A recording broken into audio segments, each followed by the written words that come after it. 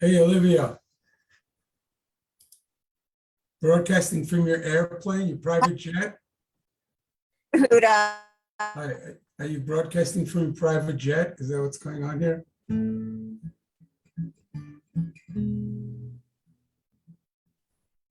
Let's see. Okay, it looks like we're live on the page now. Hey, we're live. Happening now. Shows that they're on the page. Awesome. Okay, What? welcome everybody. No, Everybody please, until your turn to speak. I'm in a car, on mute. and hopefully I'll be too far. Otherwise, you'll hear me. okay, mute Olivia, please.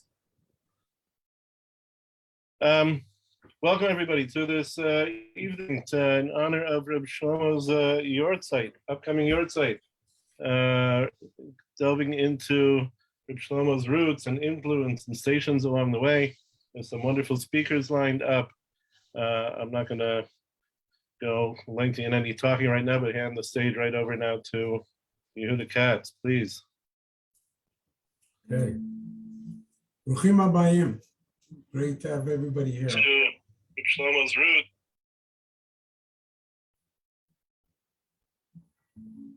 Okay, well, everybody knows if you want to get to the roots of Reb Shlomo, you got to sing to open your heart. So let's sing together.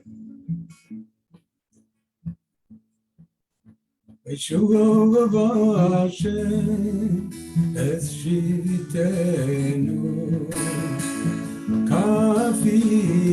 kafikim b'negev hazorim bedima dima berina yitzoru hazorim bedima dima berina yitzoru la la la la la la la la la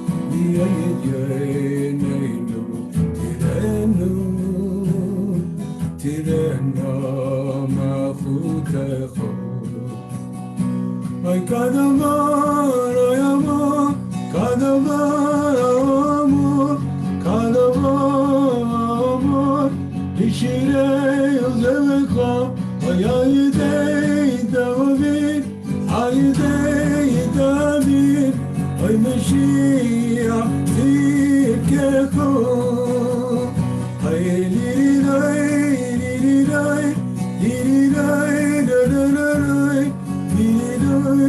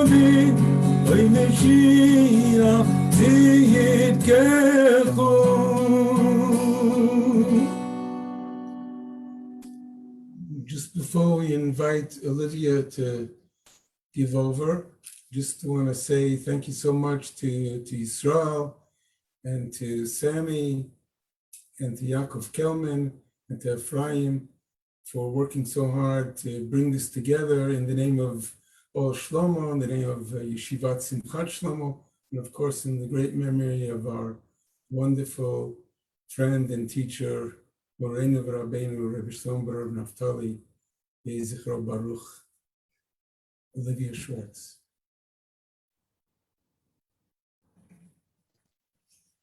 Okay, thank you so much, Yehuda. I'm speaking to you from Nashville, Tennessee, and I'm sure Shlomo is in many corners here also. So I'm just going to share a few things connecting to the theme of roots. So I left Yiddishkeit when I was 17, and a few months later I met Shlomo.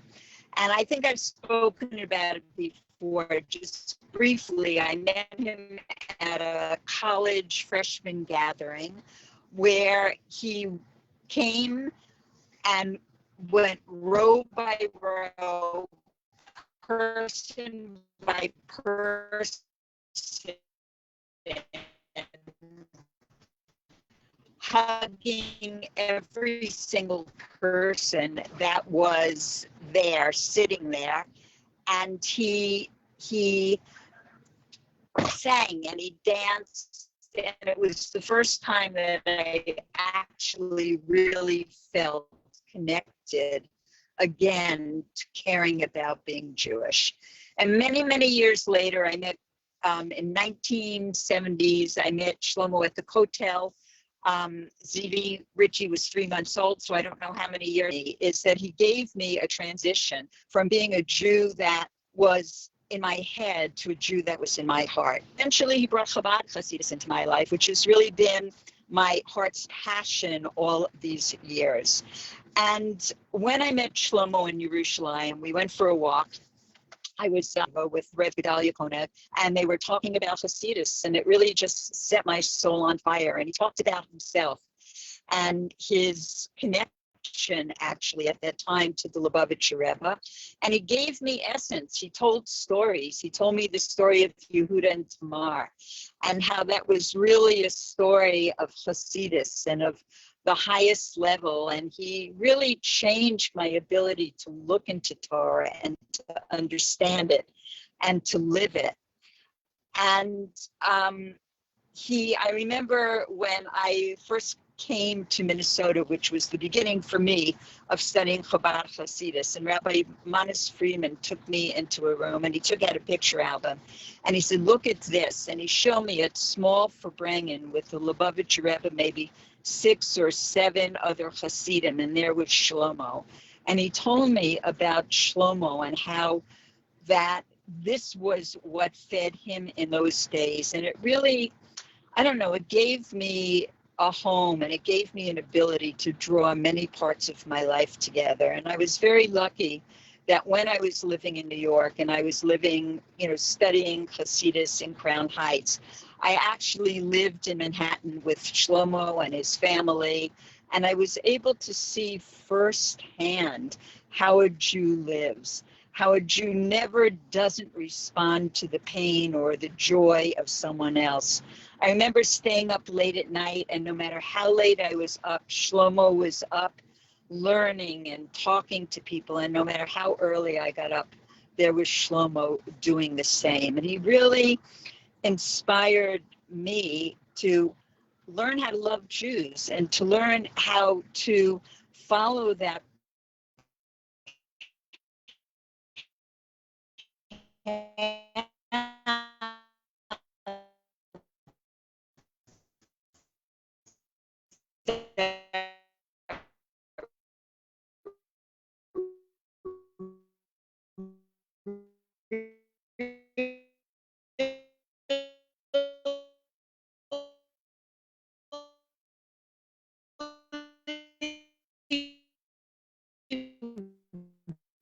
Just me having connectivity issues.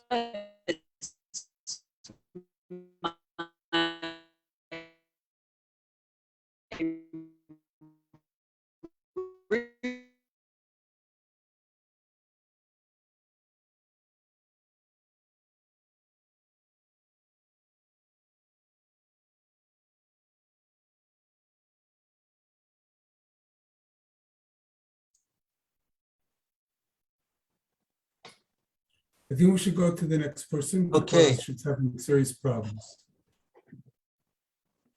Okay. So the next person, Baruch Hashem, would be Rav Natan. He's right there. Okay. Nathan, good to see you. Hello, everybody. Okay. Do we see? They don't see me on Zoom on the Facebook, and nor do they see the sharing screen. They will. It's on delay. Facebook is on a delay from Zoom. In a couple of Okay. Now I see that they see me, but don't worry about it. Present directly here, and it'll appear there at a delay. Go for okay, it. very good. Okay, I see that they see my screen also. Okay, so first of all, thank you to all the organizers. We're all together here, B'Simchat Shlomo, with celebrating the joy of Reb Shlomo. I was asked to speak a little bit about Reb Shlomo's roots in the early days when he arrived in New York. Who knows when he arrived? So he arrived on March 23rd, 1939, on supposedly the last ship, and the family settled in Williamsburg. Now, They rented an apartment on 163 South 9th Street. Why is that important? Rab Naftali, he was the rabbi of the Young Israel. You can see a picture of the Young Israel here. And where did he send his two twin boys to study? Which yeshiva? So he chose Mesivta Torah Vadas. Do you know why? My cousin Tzvi David studied in Mesivta Torah Vadas. You can see a picture here from Torah Vadas when they were studying there. Why did he study there in high school? Why did he spend his teenage years in the Haredi Yeshiva Mesivta Torah Vadas in Williamsburg at 505 Bedford Avenue, a 5-minute walk from the first Carlebach home? Natan, hang on a second. You got to knock off this other chit chat. It's not fair. Hello, are you speaking to me?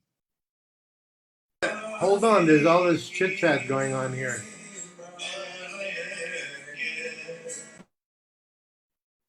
Is there some background noise? Let me see. Olivia is trying to get back in, but you want me to continue, Israel? Yes, please continue.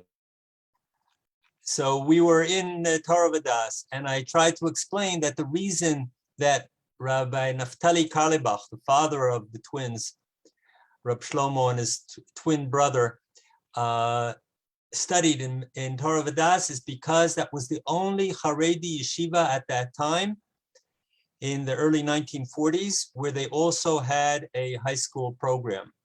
So this was the hashkafa of Rabbi Naftali Carlebach from Germany, from the old days, and this essentially shaped very much the personality of Rab Shlomo. Here you can see the picture. Can you identify which one is Rab Shlomo here? Put a circle around it, and his brother. So from Torah Vadas, here's a picture of the yeshiva. They, from age 14 to 17, were studying there. And the Carlebach family specifically rented an apartment that would be close by the yeshiva, even though it meant that he had to walk for an hour and 10 minutes to get to the Young Israel of Eastern Parkway in Crown Heights, where he was the rabbi. But this was the Haredi yeshiva that he chose for his two boys. And the other Haredi yeshivot at the time did not have secular studies in high school. So Rab Shlomo began his career with Rabbi Shlomo Hyman, who really adopted him. Now, Rab Shlomo Hyman's son, biological son, was killed in a pogrom. And Rab Shlomo described the importance or the impact of Rabbi Hyman upon him. After the intensive learning in Torah Vadas, and they moved on to Lakewood, we'll hear more later today about some of Rab Shlomo's experiences in Lakewood.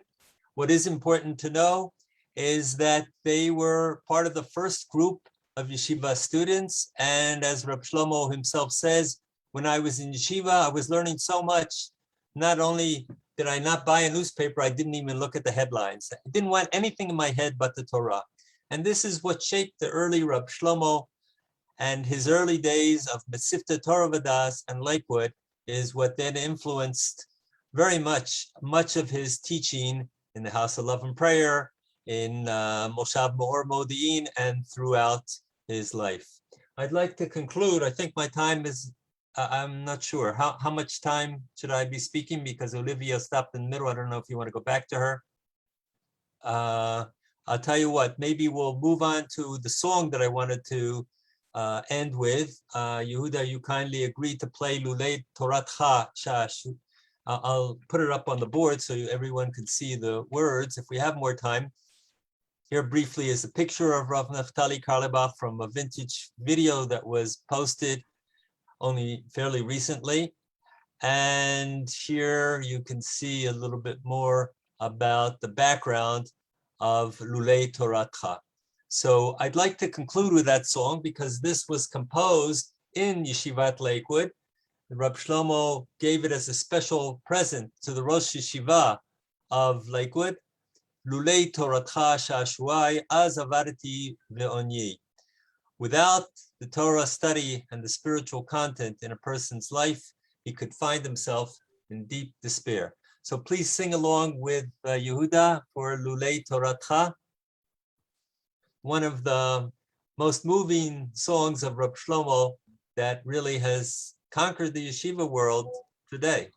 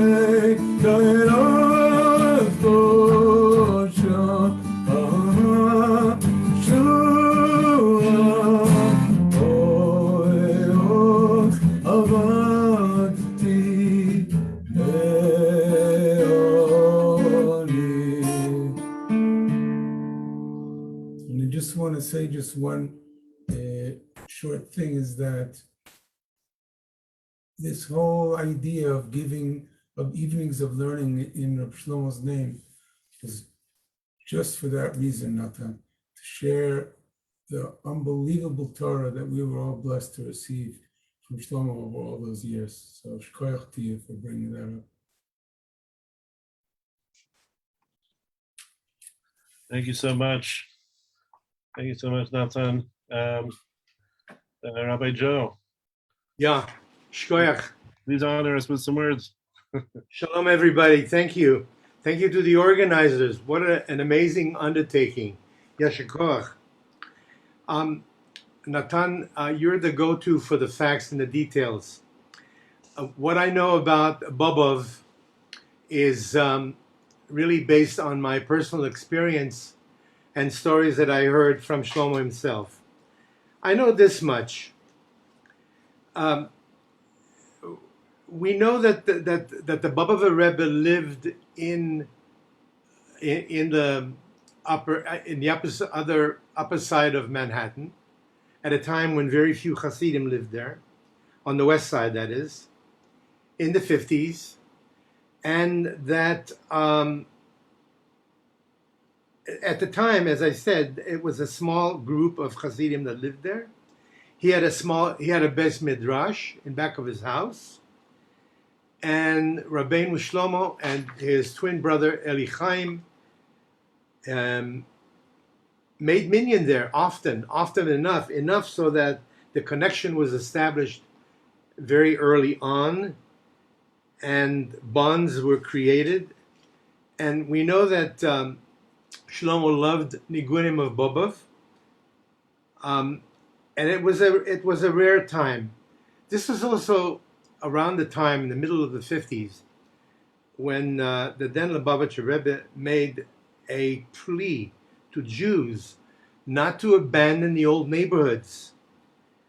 There were unscrupulous real estate people who were trying to scare people out of their homes and tried to get them out of the neighborhoods. There was anti-Semitism. The Rebbe held back, and he said to them, "This is where blessing resides." And therefore people remained there. They came in, they came and they settled, and the Bobov Rebbe made his way there in the mid-50s. He moved there as well, Reb Shlomo Halberstam, and he lived in a house, and there he had a Beis Medrash and a cheder. And at that time, Crown Heights was a frum town. They had the Lubavitchers, they had the Young Israel, the Chaim Berliners, and of course the Bobovers. The rest I'll leave to my next speaker, Rabbi Simchana Schaefer, to fill in.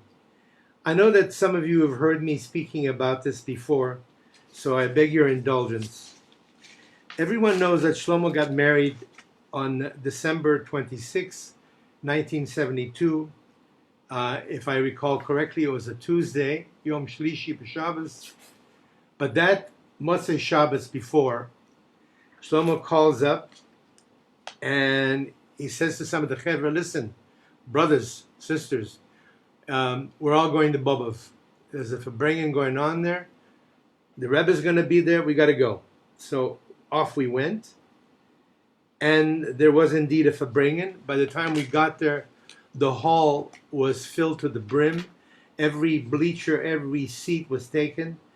Everybody was waiting. There must have been 20, 30,000 people in that hall. And you can just imagine the scene when Shlomo's chevre arrived. They walked in with their colorful dress in tow. The Hasidim must have thought that we were Martians or something. You could feel the consternation and the commotion in the room as we entered. I was wearing a very colorful flowered shirt with a suede, brown, light suede jacket. My hair was long. I had hair at the time. And I was carrying much of Shlomo's form with me in both hands. As we walked in, we were confronted by a group of Hasidim right at the entryway who demanded to know, first of all, what were we doing there? And what was the flowers in our hair and the beads that we were wearing? And Shlomo was wearing beads. and he had a big gold star around his neck with a big thick chain. And they wanted to know if we were Nazirim, if we were Nazarites. And what's this with the long hair? Which all was a very legitimate question, I might add. Meanwhile, the Baba Rebbe motioned Shlomo to come forward. And Shlomo grabbed my hand with all of his form, and off we went, right next to the Rebbe, right to his side. And I found myself standing right next to the Rebbe, alongside a table filled with his most trusted disciples. And it was getting late. Shlomo was really tired from Shabbos. And so he was standing and leaning against a stack of Sforim on top of the desk, right next to the Rebbe. And there he stood as the Rebbe was speaking. The Rebbe motioned us lovingly to come even closer to him so that we could hear what he had to say. And the Rebbe spoke uninterrupted for about 40 minutes in Yiddish. And it was Parshat Shmot, as I recall, and he was saying, "Das Heilige Nummer." He says, the Zach is the Kedushas Hashem. Kedushas Hashem is the Heilige Nummer. He was harping on how it's all in the name and the holiness of the names that we give our children, so that when they stand underneath the chuppah, they know who they are. They should know who they are. And afterwards, he turns to Shlomo and says to him, "Nu, v'stitzu? You know, what do you think? What do you think, Shlomo?" And Shlomo chazered over in like 2 minutes flat everything that he had heard from the Rebbe, and you could hear a pin dropping because it was like a unanimous "oh" when everybody got that Shlomo got that he got it, and that he got it that quickly. And you could just hear the capacity-filled room going with this eternal sigh. So as tradition has it, in every Verbringen, everybody knows, gatherings like this, the plates of kugel came out, and they were distributed, and not in the most orderly of fashion and manner. The Hasidim were attacking the plates as they were borne on the shoulders of the waiters, and the kugel disappeared before it hit the table. The Rebbe handed Shlomo a shtickle kugel, he handed me a shtickle kugel, and to the noticeable dismay of all of the notables who were around the table with the Rebbe. And after receiving the blessing, the Rebbe, for a blessing for long life, for good health, sustenance, every manner of blessing, our group got ready to exit. And once again, we passed by a large throng of Hasidim who were a little bit friendlier this time, but still puzzled, still really puzzled about who we were, what were we doing there. But after the reception that was accorded to us by the Rebbe, they were a little bit curious, but they were a little friendlier. And so they wanted to know why Shlomo had this huge star around a chain, a gold chain, a big star of David.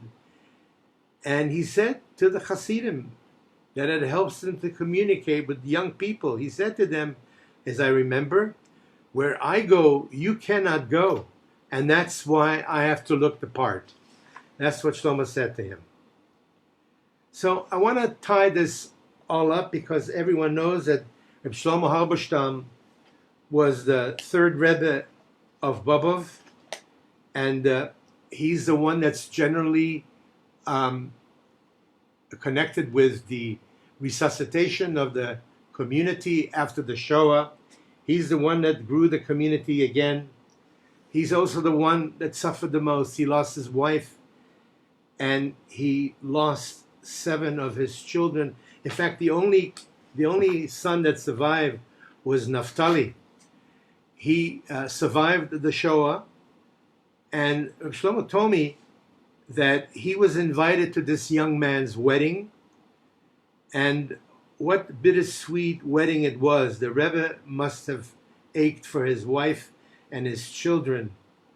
So Shlomo said to me, look, brother, this was the highest wedding in my life, Shlomo said.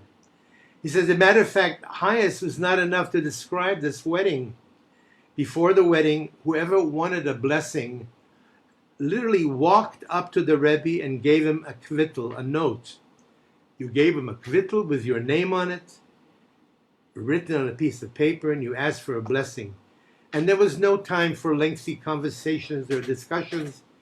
You just handed him the note, stopped for a blessing, and took your leave. Shlomo continued and said, I remember the whole scene. The Rebbe sat on a very large chair. He held my hand in his hand, and he said to me, Chen v'chesed. And at that moment, he pierced my soul. He pierced my neshama. My body quivered and it shook as I remembered this blessing. And the Rebbe's blessing really stayed with Shlomo throughout his life, defining Reb Shlomo's essence and his most cherished qualities, chen v'chesed, grace and loving kindness. This defined who Shlomo was. Shkoyach. Rabbi Joe. I just want to say, Olivia asked me to apologize on her behalf. She's having an impossible time trying to reconnect, but she's listening on, and that's it. We're going to move on now.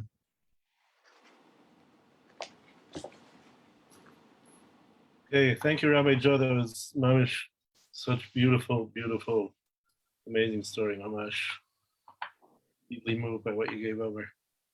Chana Schaefer, are you there? Anna? I'm right here. Ah, wonderful. Great to see you. Good to see you.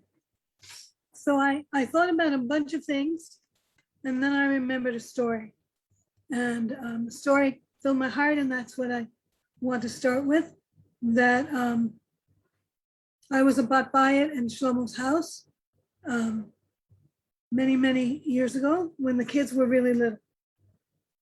And I came to Eretz Yisrael, and there was a night when I was coming up to his house, and he was told to come down into a car, and I was told to follow into a taxi and to go to the kotel. And so, because he said the car was filled with rebbes and men, so I came in a taxi and went to the kotel. And this is what happened, that Shlomo had gone on Tisha B'Av to the kotel, and he said that he couldn't go early because it would be difficult. So we went at 2 a.m. to go to the kotel. And when we got there, Shlomo's, there wasn't so much structure as there is today. It was a weak kind of a wall between the men and the women. And Shlomo started to sing. And when he sang at the kotel, people started to throw stones at him. First, they were small stones because then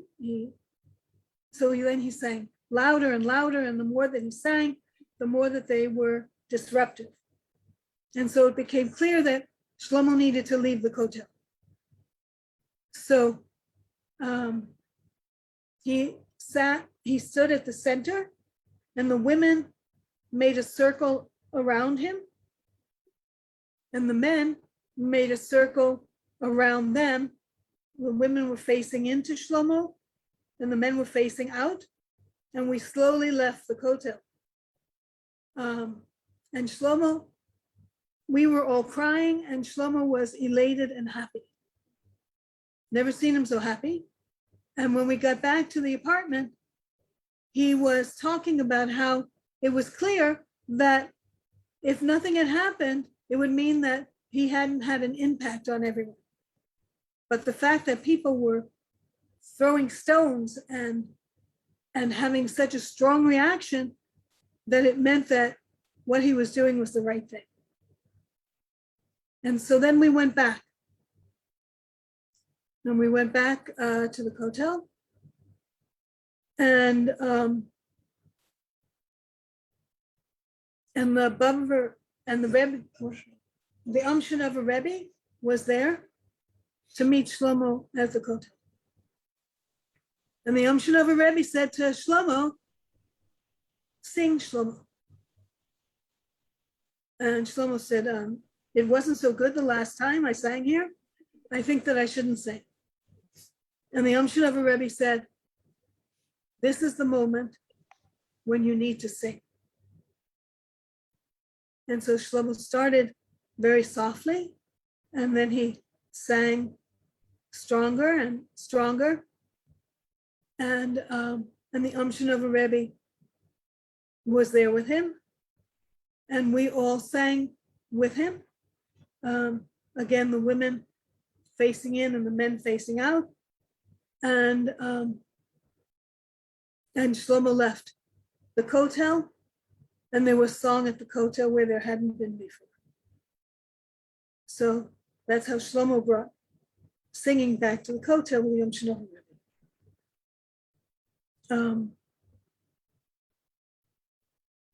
So what I want to say is that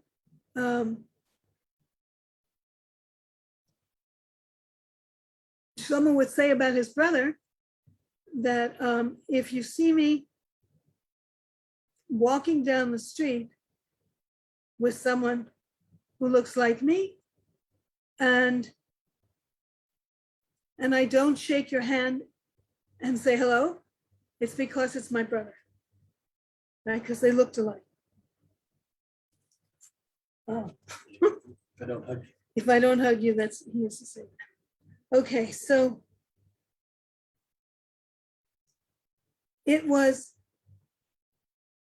an amazing thing to be with Shlomo in Yerushalayim, because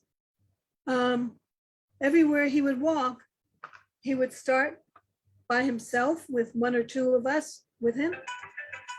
And before 5 minutes had gone by, there would be 10 more people that came and 20 people that came more, until Shlomo went 5 blocks and there would be 200 people with him.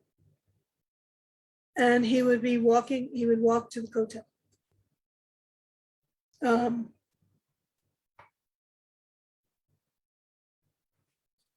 What's clear is that Shlomo changed the lives of so many people who were with him at the time, and changed the lives of all of our families.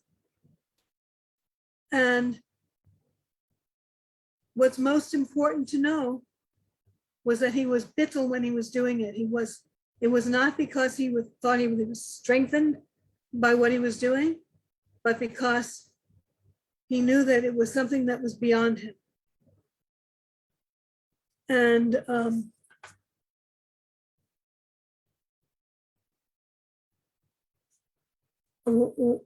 one of the memories that I have of my children is going to Shlomo for Shmini Atzeres, Simchas Torah at the shul, and my children would lie on the bima, because that was a safe place for them to be, because there would be maybe 2,000 people that were there. Some that were in the shul, and many more that were outside the shul. And Shlomo would, in every way, work to make people feel at home, and to make people feel whole. So I guess for me, Shlomo turned my life around. He also gave me my husband and my family, and that lesson with Shlomo. And he helped us in every way. And the thing that I want everybody to know was that he was totally present with whatever person that he was talking to in that Dalet Amos. Everything else disappeared, and he was totally caring for that person that was with him. And I'd like to bless us all. As Shlomo would say, I bless you, bless me back. That as we go into our lives and wherever we are, that we know that we're being guided, we're being helped, and we're being shown what we need to do next. And that's the guidance that Shlomo gave us.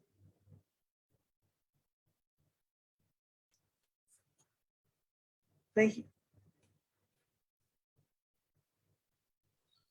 Thank you, Hannah. Thank you so much for such beautiful, beautiful words, as always.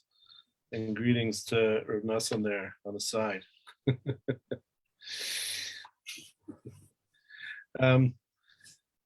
We please ask now for Ben Zion Solomon to step forward and share some words with us.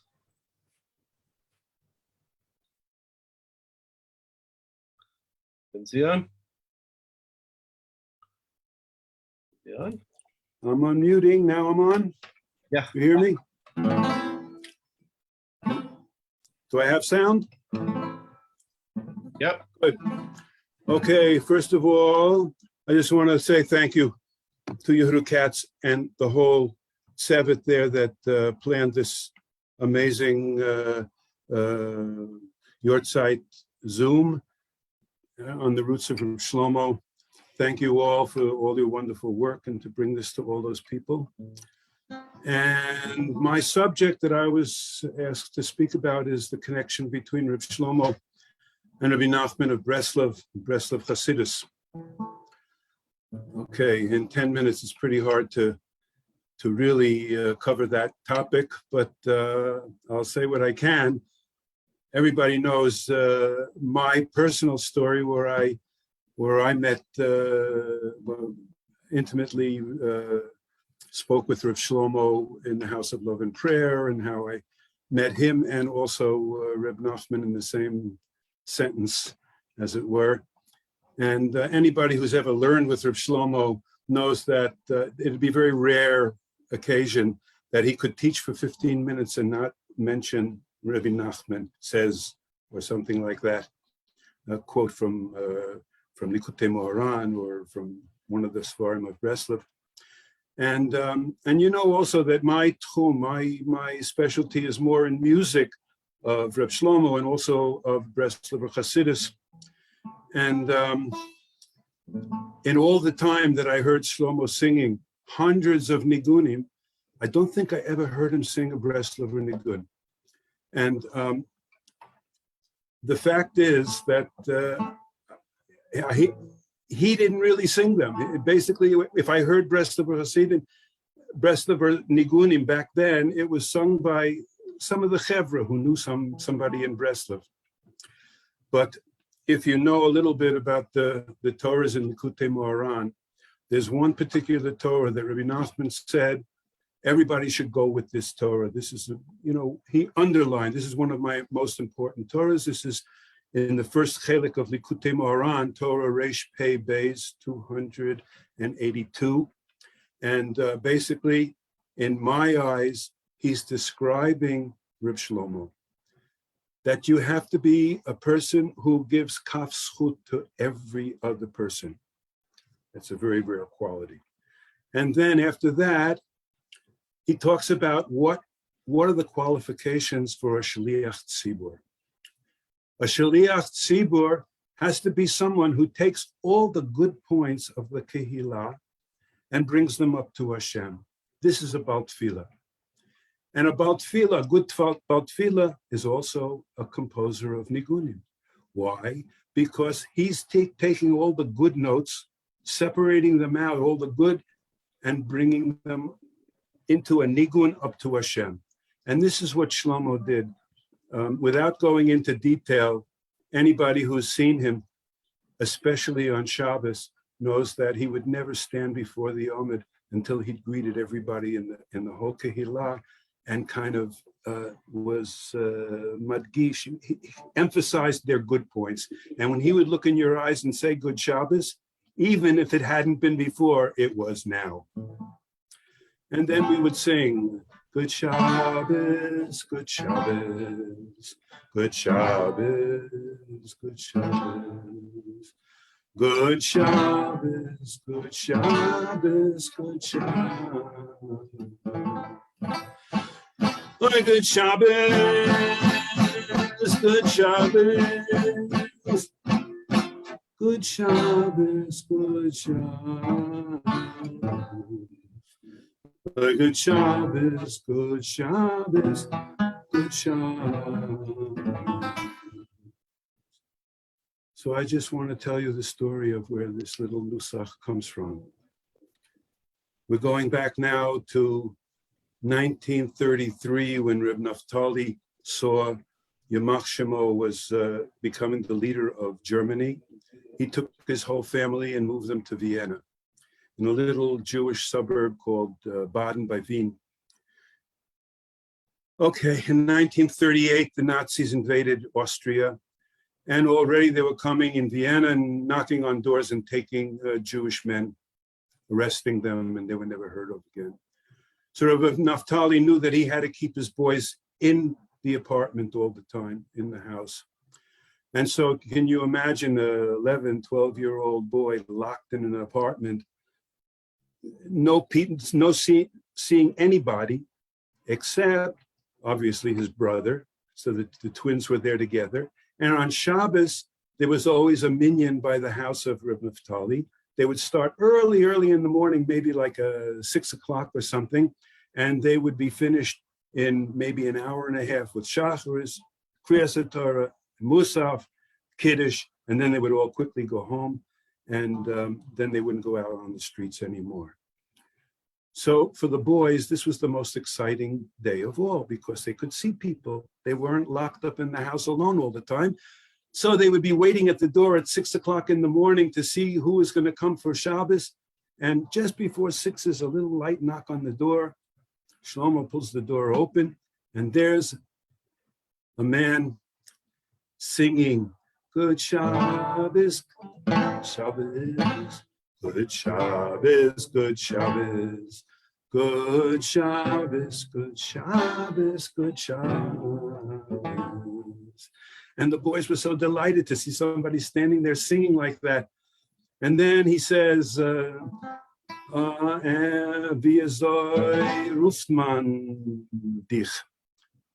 what's your name? And so Shlomo answers in the same nigun, my name is Shlomo. And what is your name? And so he says, my name is Moshe. Good Shabbos, good Shabbos, good Shabbos. And from then on, he became Moshe, good Shabbos. That's what he said his name was. And so he comes in, and the rest of the people come, and he's davening over in the corner somewhere. At one point, by Nishmas Kol Chai, he says, chevre. He says, you know what's going outside on the street.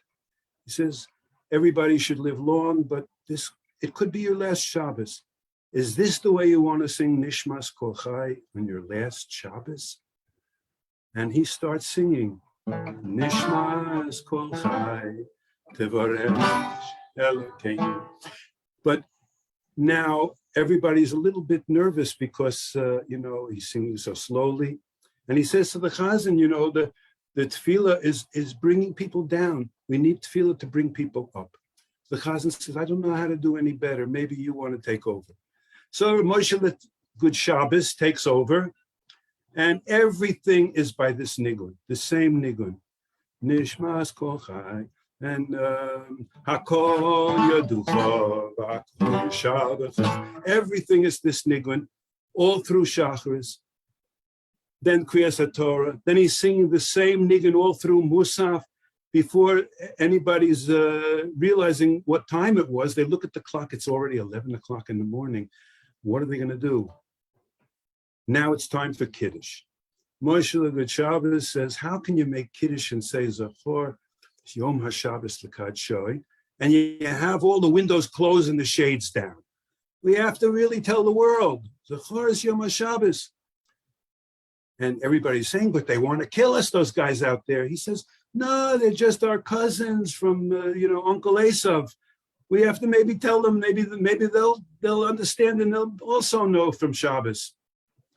So he's making,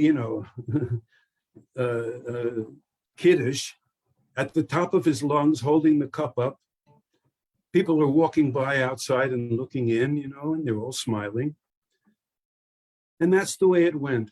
After the people left, this Moshe Lagood Shabbos stays on, and Shlomo and Rabbi Eli Chaim started asking him questions. Who are you? It turns out this man is both an Einikel from the Rishner and an Einikel from the Apter. But he says, 1 year I was in Lublin for Rosh Hashanah, and I davened with the Breslover Hasidim. And from then on, I'm a Breslover all the way. Everybody knows that tefillah in Breslov is ad lev hashamayim, to the heart of heaven. And so he says, this nigun that I was singing, this is the nigun with which Rebbe Nachman would daven. So Shlomo says, look, I asked a lot of Alta Breslov Hasidim, and they didn't know that there was such a nigun that Rebbe Nachman davened to, or even that there was such a nigun. So we don't know for sure. Moshe says it's Rabbi Nachman's nigun. Shlomo says maybe it's even Moshe's nigun. But whatever it is, we all know that from the time he learned it till the last day of his life, he was singing that nigun every single day, and even to the words "Good Shabbos, Good Shabbos." Okay, so I don't know how much time I have left, but if I have a little bit of time, I can't finish this story. But I just want to say, first of all, if you really want to see the whole story in transcript, I have it in my songbook, Shlomo Shabbos, and he told it to me myself, and I recorded it and transcribed it. So what happened was that Moshe, and also I wanted to say that if you want to learn Torah Reish Pei Beis and Likutei Moharan, which I think is describing Reb Shlomo perfectly, you should also learn it with the notes of Reb Chaim Kramer in the Breslov Research Institute's translation of Likutei Moharan with notes. Wonderful opportunity where he talks about the real Baal Tefillah. Continuing a little bit to the story, I'll never be able to finish it, but the essential part is that after he told Reb Shlomo about his connection to Breslov and the nigun of Rabbi Nachman, then he went on to say, they asked him, what are you doing? This Reb Moshe Shomer Good Shabbos was going around to all the families where the husbands had been arrested and the wives were left with no parnasa and no food. And he would go around bringing food to all the people the families of the people who were arrested. And he was caught. And after he was caught, he escaped. And then he could only work at night. So every night he would go out after dark, bringing food and parnasa to the families of the people of the Yidden who were arrested. Okay, so Shlomo says, when are we going to see you again? So Moshe says, okay, I'll come around on Wednesday morning at 4 a.m. So you can bet that at maybe 3:30, Shlomo and Rabbi Chaim were up waiting at the door, and finally comes a soft knock on Wednesday morning at 4 o'clock, 7 times on the door, knock 7 times. And there he is singing Good Shabbos, Good Shabbos, Good Shabbos. And Shlomo ended by saying, it didn't end, but he said, if you want to know, if somebody says to you, Good Shabbos on Wednesday morning, in the Yekisha family, you don't do that. But Rav Shlomo said, you should know that if someone says to you, Good Shabbos on Wednesday morning, Either he's one of my chevre, or he's a chevre of Rav Moshe the Good Shabbos. And so everybody, good Shabbos, good Shabbos, good Shabbos, sing with me. Good Shabbos, good Shabbos, good Shabbos, good Shabbos, good Shabbos, good Shabbos, good Shabbos. Thank you very much, everybody. Thank you so much. That was such a treasure. Oh, thank you so much. Shlomo, Katz, you there, brother? I'm here. Do you hear me? Loud and clear. Oh, Baruch Hashem. Okay, great. Okay, Shalom Aleichem, everyone. Yesher Koach Ben Zion. Yesher Koach, everyone. And thank you so much for including me and giving me the chance to share a little bit. I want to thank for all these 27 years, each and every one of you that had the chance to spend time, Kli Rishon, to give it over to the Dorot of Kli Sheni and now Kli Shlishi. And it's enriched, it's not enriched, it's brought so much meaning to our lives. And I want to thank you all for so many years of dedication and doing it with such love and such Mesirut Nefesh. I thank you so much from the bottom of my heart. I was asked to share a little bit about Reb Shlomo's connection to the Mea Shilach, to Ishbitz. And before the personal connection, there's something that I heard Reb Shlomo say during a Purim. I believe it was his last Purim in the world. It could be wrong. It was either 1993 or 1994, where Reb Shlomo was invited to a Radziner Shtibel in Borough Park. And you could hear that there must have been a L'chaim or four that it was already consumed. Because Reb Shlomo says Torahs over there that he wouldn't normally say, and he keeps on saying, you can only really say these Torahs on Purim, and you can only say these Torahs in an Ishbitzer Shtivel. But there's one thing he says there about the Mea Shilach that I felt like he would never dare say about himself, but we can. He brought down that the Chidush Yarim explains in the name of the Midrash that a nevel is called a nevel, a harp is called a harp, because it's menabel acherim. That means that once you hear the harp, what are you going to listen to afterwards? It's menabel et kol acherim. That's a nevel. So he was saying that about the Mea Shilach, that once you learn the Ishbitzer, it's menabel acherim. What can you really learn after you hear some Mea Shilach, especially from him? So I just want to humbly add and say that I feel that it's only when he would teach the Mea Shilach, very similar to the way that he would teach Rabbi Nachman, and basically almost everything that he would teach, it became a nevel, it became a heart that was menabel achin. But then he continued, and he said, you know why the Mea Shilach is my Rebbe? Because there was no other Hasidic, there's no Rebbe in the world who was melamed zchus and yidden like the Mea Shilach. Meaning, you take and kind of like what Rabbi Zion was just talking about the Zamra. The Mea Shilach takes every single parsha in the Torah that we read on the Pshat, where it seems that whatever the topic is, and it speaks about someone doing something bad, we darshan out, we start deriving all these lessons, how it's so bad what they did. And comes the Mea Shilach, it takes stories like the Meraglim, for instance. It takes stories like the whole situation with Cosby and Zimri, and further, every single situation in the Torah where it seems al pi pshat that there's something rotten here to the core, comes the Mea Shilach, and he's melamed zchut an yidden.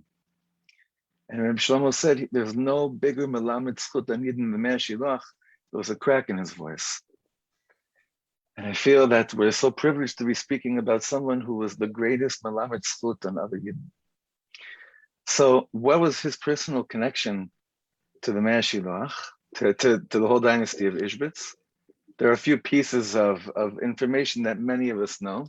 And I'm just going to be reading from some stuff that I put together from what he said, only his words. And he said that as much as everyone knows, his family was a ultra Yekesha family. It was only the last 3 generations of my family, he said, were straight Orthodox German Jews. But before those 3 generations, we came from Poland. My father's great-grandfather came from Ishbitz, and he was a chassid of the Mei HaShilach. Reb Shlomo says basically his great-great-great-grandfather was a Talmud of the Mei HaShilach. And he didn't speak a lot about that great-grandfather. There is one story that he mentions about something to do with money and buying a horse, but that's dafka. I dafka don't want to speak about that connection because of the following.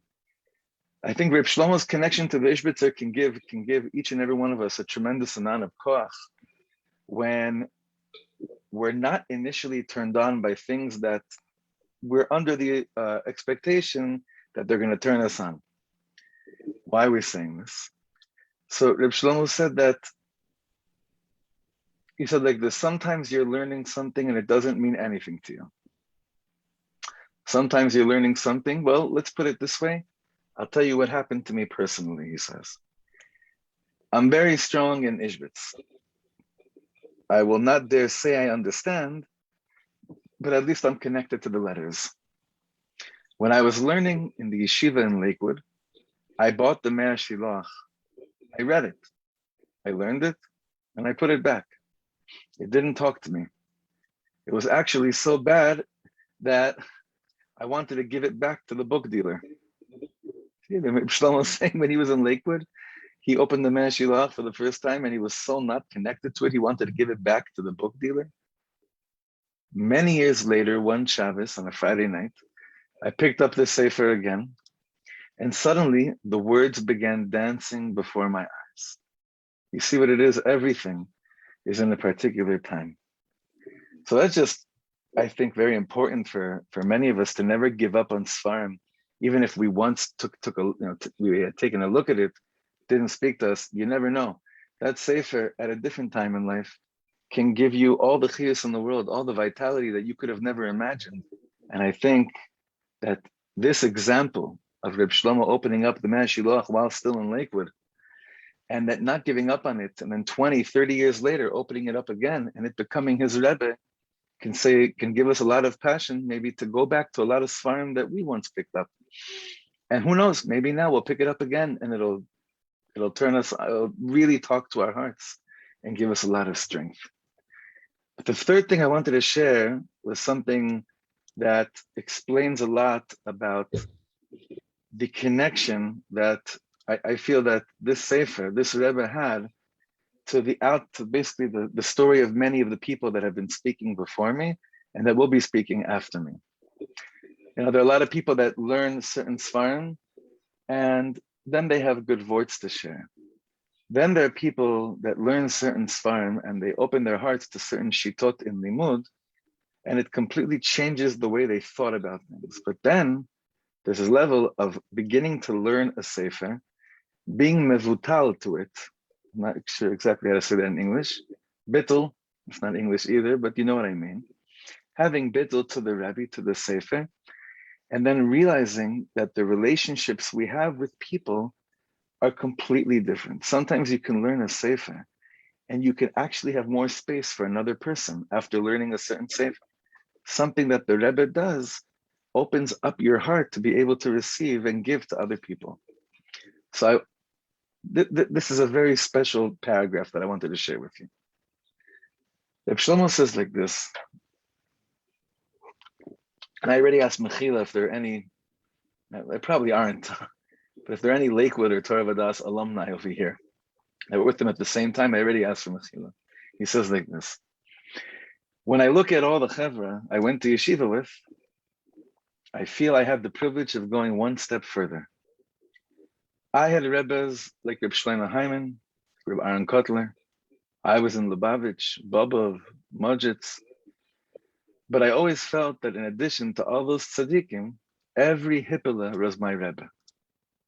Every Russian Jew was my Rebbe. There were kids who knew nothing, but they knew the deeper secrets of the Torah. And I had the privilege to learn from them. I'm sure I didn't learn enough from them, but I'm still trying my utmost. And then he says like this, and this is the dagger. The thing is like this.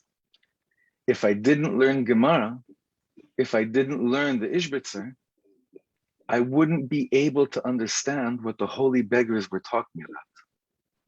I wouldn't have been able to pick up on the vibrations, Reb Shlomo says. You understand what he says here? I'm beginning to like realize I have no idea what he's saying here, but these words touch me so deeply. He said if he hadn't learned the Ishbitzer, if he wasn't immersed in the Me'ashilach, and he also brings in the Gemara in there, then he would have met, let's say he would have met all those kids that he met, perhaps the connection and the outcome that eventually happened, it wouldn't have happened. And this, the next sentence continues this. A big lamdan looks at two words of the Rashba and understands there's more to it. A lot of times on Friday nights, kids would share with me the deepest Torahs in the world, and it went so deep into me.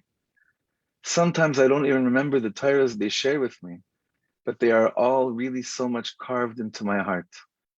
These are the gates that the Ishbitzer opened for me and for all of us.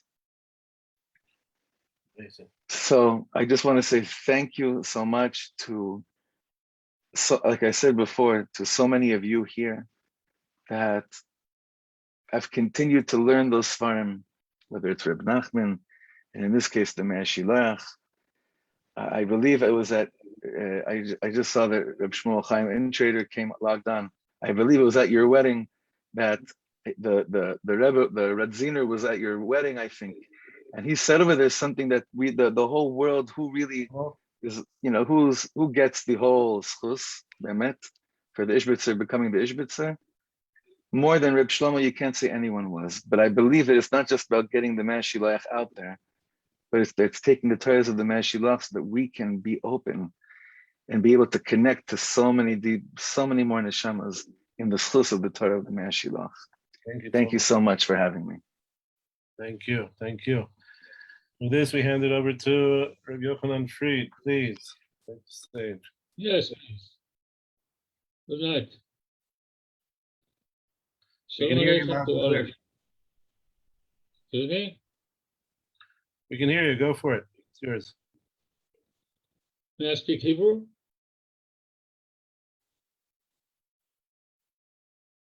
Shall I speak Hebrew or in English?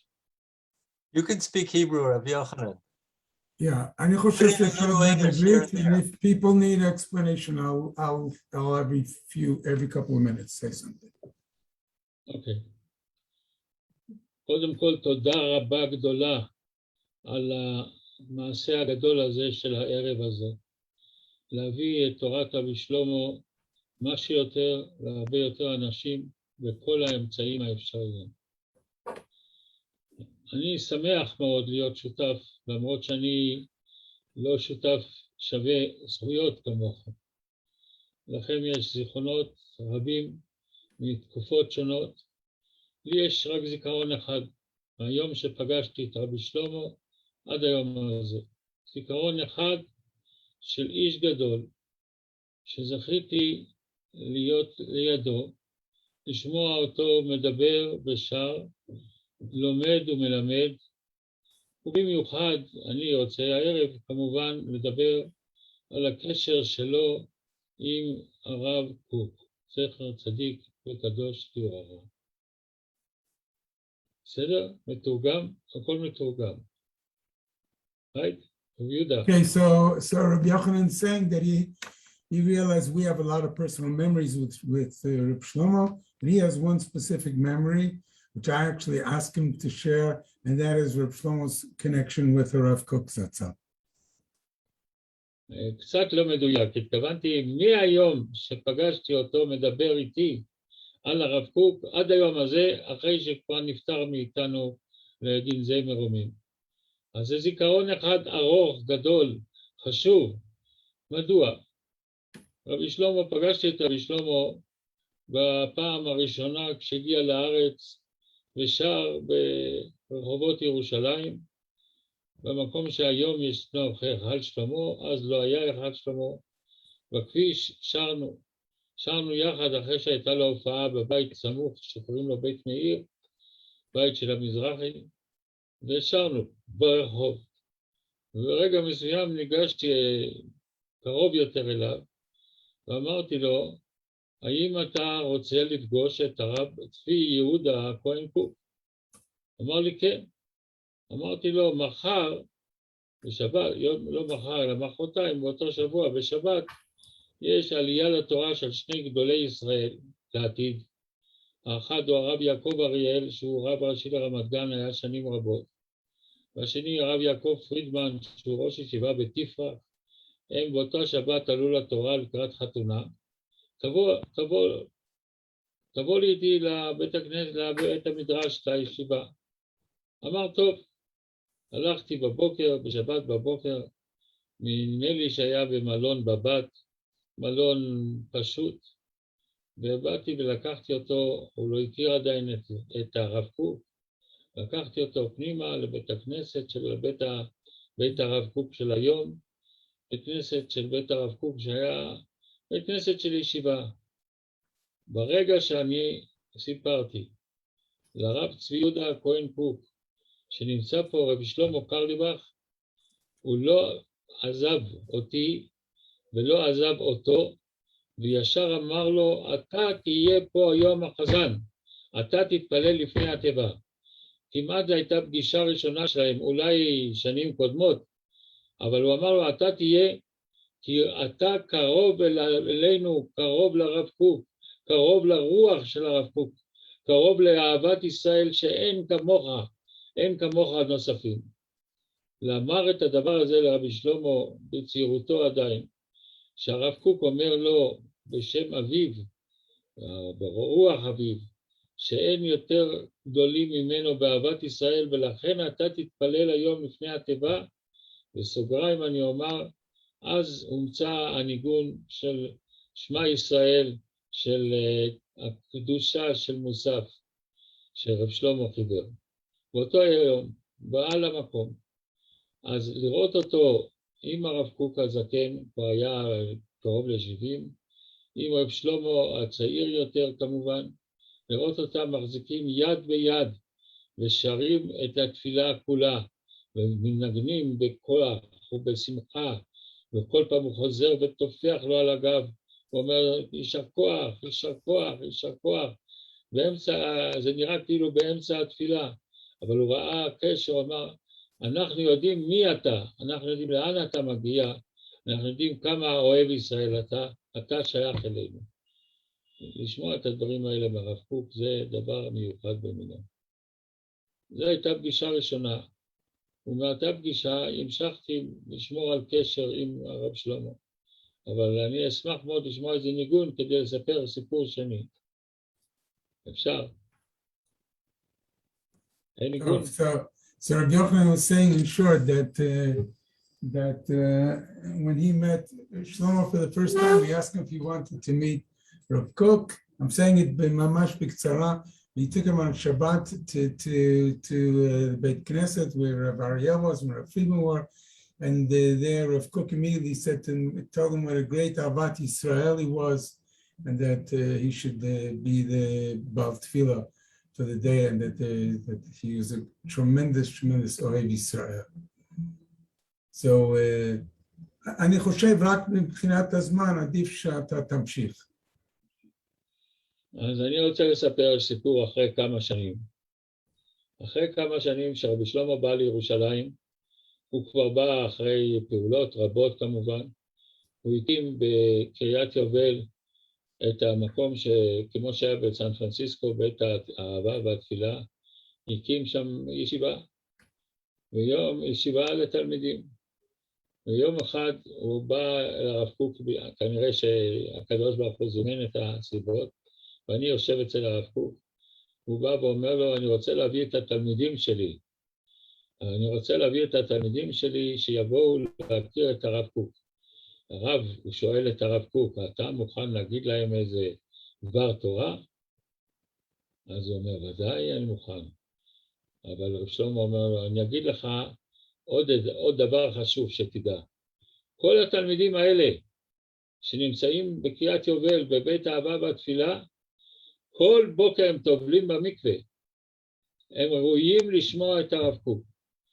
שזה כל בוקר אני מטביל אותם. הוא אומר, אני מטביל אותם במקווה, כדי שיהיו נקיים בדעת ובגוף, כדי שיהיו זוכים לשמוע את דברי הרב קוק.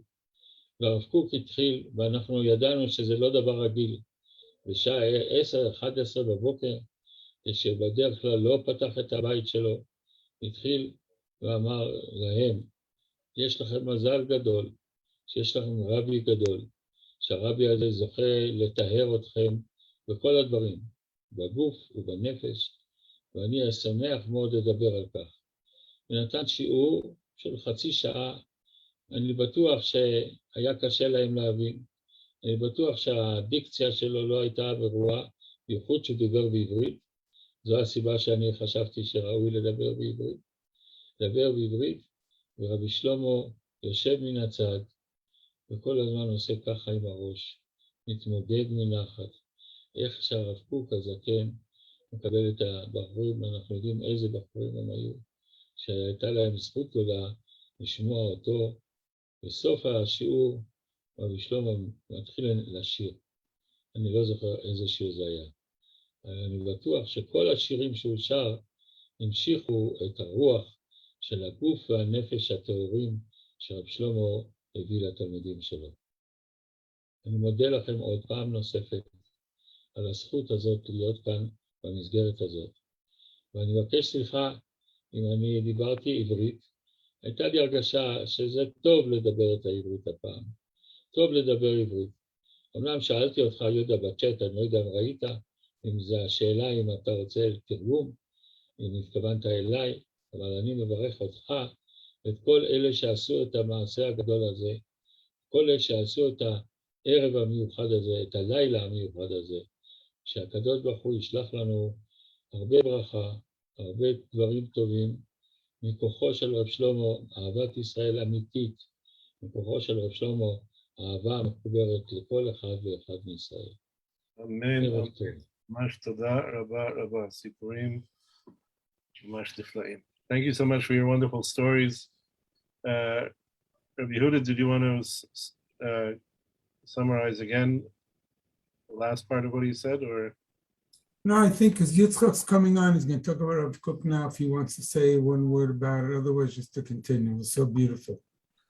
Okay. Most people understood. Are you there? Rabbi Yitzchak. Unmute. Shalom Aleichem, Rabotai. And a picture here with Rav Kook and Rav Shlomo. So I wanted to have that in the background. Yasher Koach, Rav Yochanan. Rav Yochanan Fried is the chairman of Beta Rav Kook. And I'm the Gabbai at Beta Rav Kook. And we spoke about the wonderful time when Rav Shlomo davened Shabbat at Beit Rav Kook, and it was a tremendous event, and Rav Tzvi Yehuda really understood Shlomo's unique greatness and contribution to the world, and Rav Yochanan was highlighting that. I'm actually just in continuation of the theme.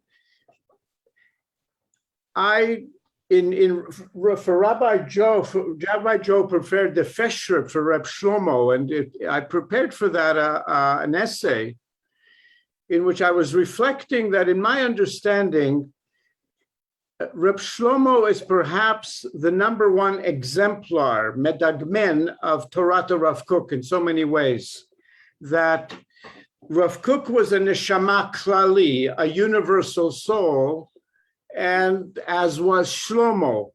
And I think I wanted to share a few short pieces from Torah Rav Kook that describe the neshama klali that Rav Kook was, and as was Shlomo. And in Orot HaKodesh, Rav Kook talks about great souls feel in their depths of their whole being the connection to all of existence, to all creatures and to all humankind. And these great souls who feel the connection to all humankind, they announce the lights of a new life. Then the second quote, where he sings about the divine song is awake in the souls of the great tzaddikim. The great tzaddikim are overwhelmed by the delight of song, oneg hashira, and they know how to bring the delight of the supernal elevated song into the world of action and into the practical Torah, which is, of course, very much what Reb Shlomo did.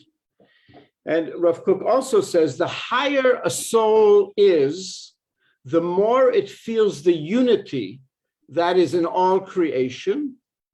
And a soul that feels the unity of all creation is full of love and compassion for all creation, and their desire is for the good. And I think we all know how much Reb Shlomo felt for all creation and how much is the desire for the good.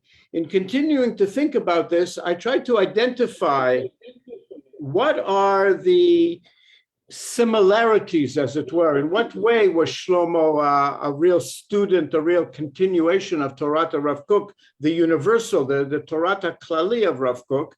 And I just want to identify 4 or 5 areas.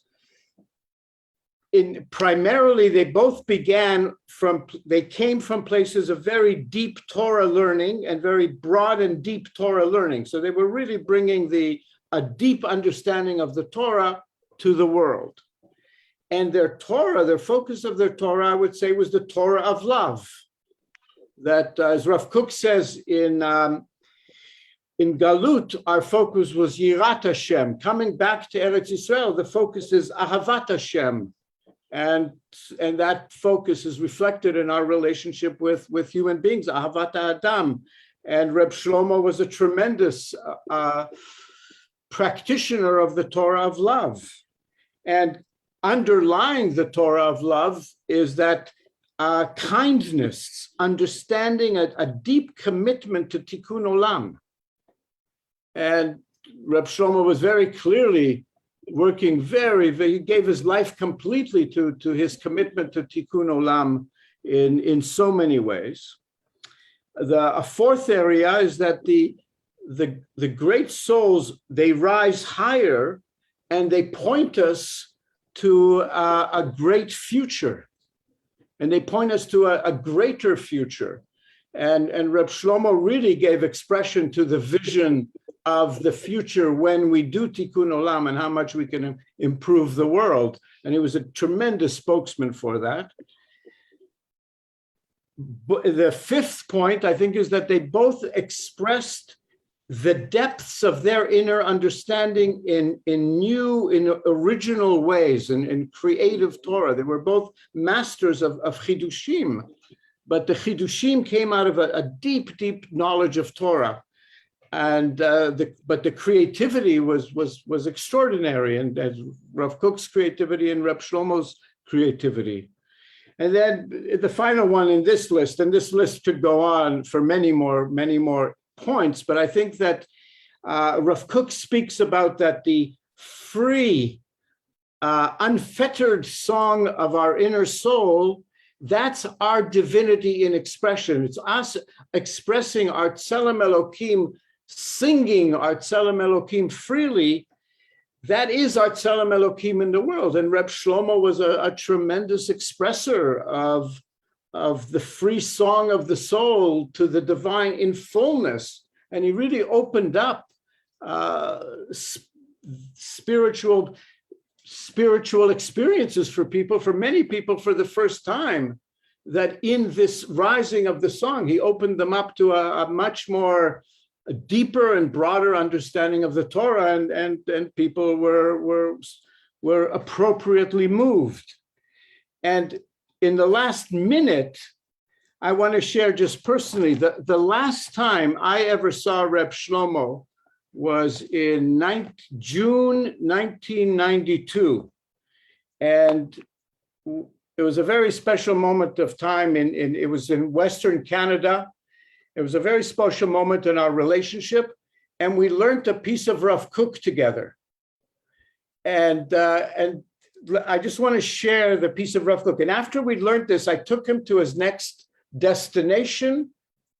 And then as history life went on, I never saw him again. But this is the piece of Torah that we learned from him. It's from Orot HaKodesh, and I'll just, in 1 minute, it's a very short piece, summarize it directly into English. But the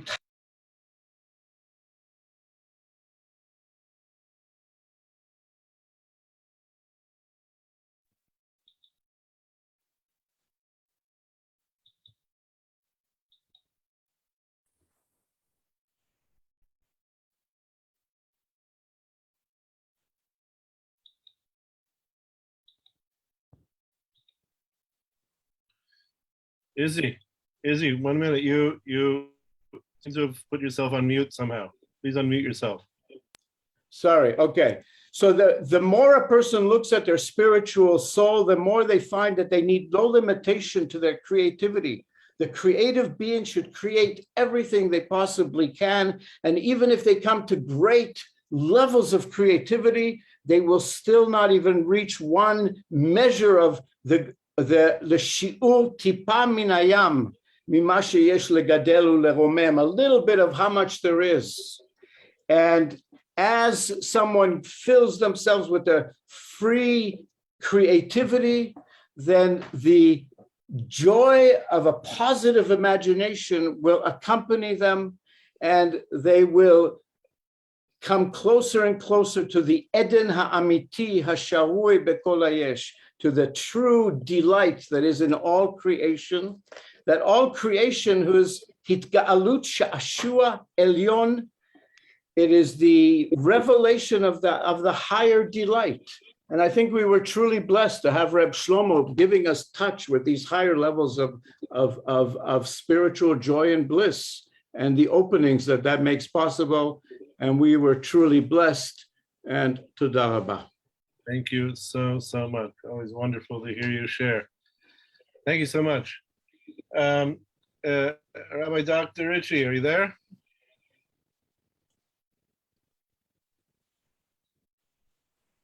Do you hear me? Yes, we do. Good, Well, wonderful. Yeah, thank you so much. I'm pleased and honored and privileged to be able to join this reminiscing about the zchut we had of being Talmidim of Shlomo. Shlomo was so embracing. It felt like he was, for me, it felt like it was like a big brother. It was very easy to feel so comfortable with him and to feel how much he loved us and cared about us.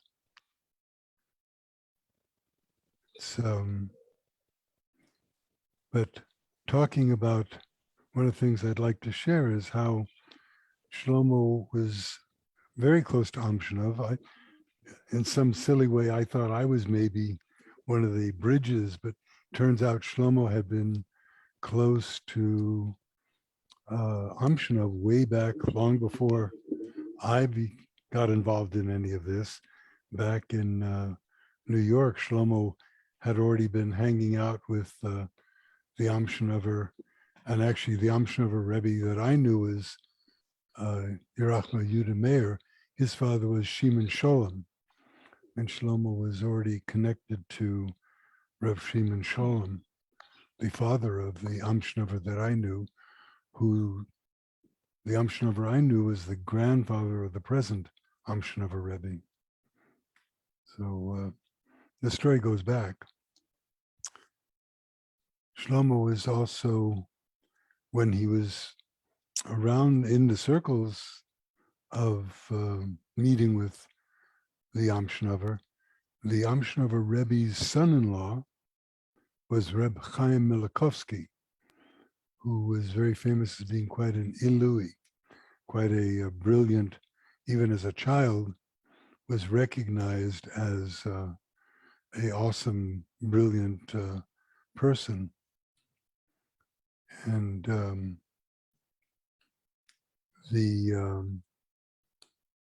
some of the stories that also heard from Reb Chaim Milikovsky's,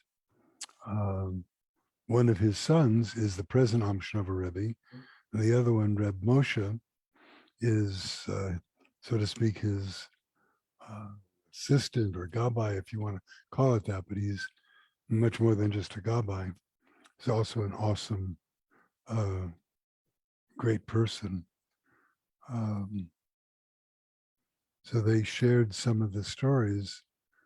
One of the stories they told was how Shlomo met Reb Chaim Milikovsky when he was visiting Amshinov. Again, Reb Milikovsky was the Amshinov Rebbe's son-in-law. He was married to the Amshinov Rebbe's daughter, Rebbetzin Chaya Nechama Milikovsky, who I was privileged to know as a great, great woman living in Bayat Vagan, the Amshinov Rebbe's daughter, was just a very sweet, awesome, great woman. So the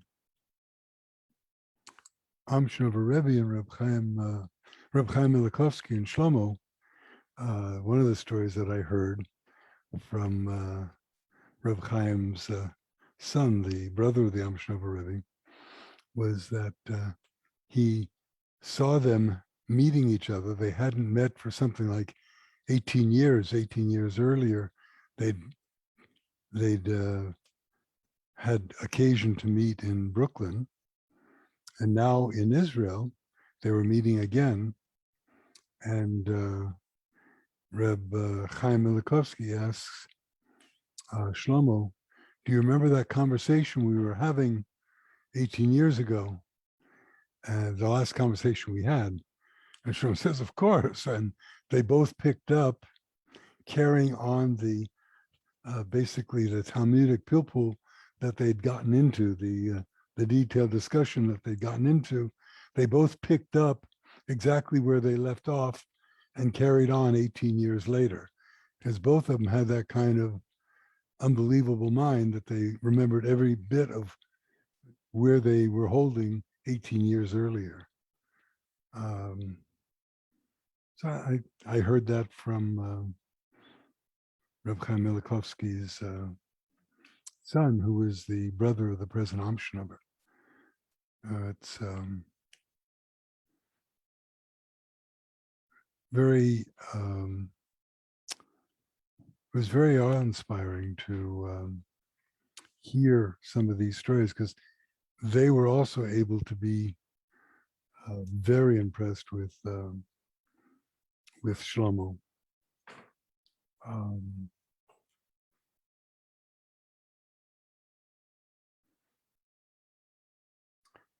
One of the stories to give some idea of where Amshinov held about Shlomo, I had arranged, actually weeks earlier, the Amshinover had invited me to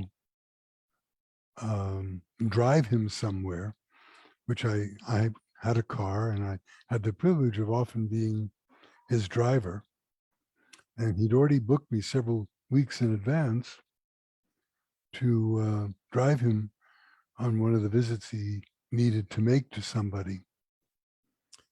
And so I was looking forward to that. And this had been booked something like 3 weeks in advance. And then as it's getting closer to the day, he asked me again, what am I doing on that Wednesday night? And I said, well, you know, I'm driving you. You know, we arranged that I was going to take you. He says, no. You have something else you have to do. He says, no. I, you know, agreed and committed to taking you, and I'm looking forward to that. He says, no. You have something else you have to do. What was that something else I had to do that he somehow knew about? Was that Shlomo had asked me if I could drive him.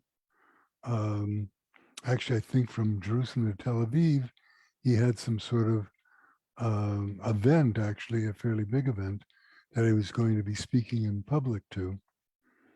And Shlomo had asked me if I could drive him. And so I had explained to Shlomo, no, I'm sorry, I've already booked with the Amshnos. Shlomo said, yeah, no, of course, I'll arrange with somebody else. And so when the Amshnover said, no, you have to take Shlomo, I said, so then what will you do? He says, it's not such a big worry. I'll find somebody else. And if not, I'll take the bus. And he was serious. He meant it. He'd been known on occasion to take the bus. Now, Dr. Ritchie, we have 1 minute. I have 1 more minute. What else would you like to hear in 1 more minute? It was wonderful to see the mutuality of love and respect between the Amshnover and Shlomo, and it went back, way back to the good old days, so to speak, and continued throughout their life. And I thought I was privileged to be some of the connection, and really it was the other way around. Shlomo helped connect me to Amshonov. When I arrived in Bayit Vagan, I found people were very friendly, and later realized why people were so friendly is Shlomo had told everybody and that he knew in Bayit Vagan, he knew a lot of people, to make sure to take care of me.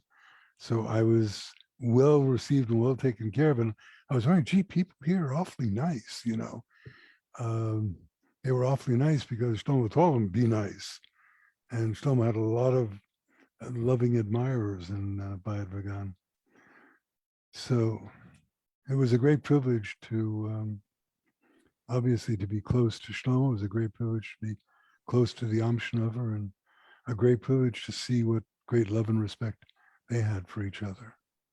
Thank you. And God willing, we should all carry on with their both sharing that great Avos Yisrael, and we should all continue to live up to their blessing of being Ohev Yisrael. Thank you. Thank you. Thank you. Now we'll invite Yankala. Yankala. Hello, brother. Hi.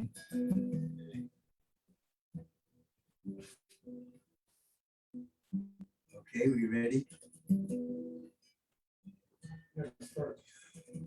Okay, I got to tell you first thing, I got to sing a song. And a holy Rabbi Shlomo said that if I write or sing a song, I write a song in your house or at your wedding or bar mitzvah or your simcha or whatever, so your neshama is in that song. So this is a song he wrote in San Francisco by the House of Love and Prayer, the second house, and in 1972 in my house. Came down on Shabbos, he was sitting at the table with us, and he started to sing. Ay, ay, ay, ay, ay,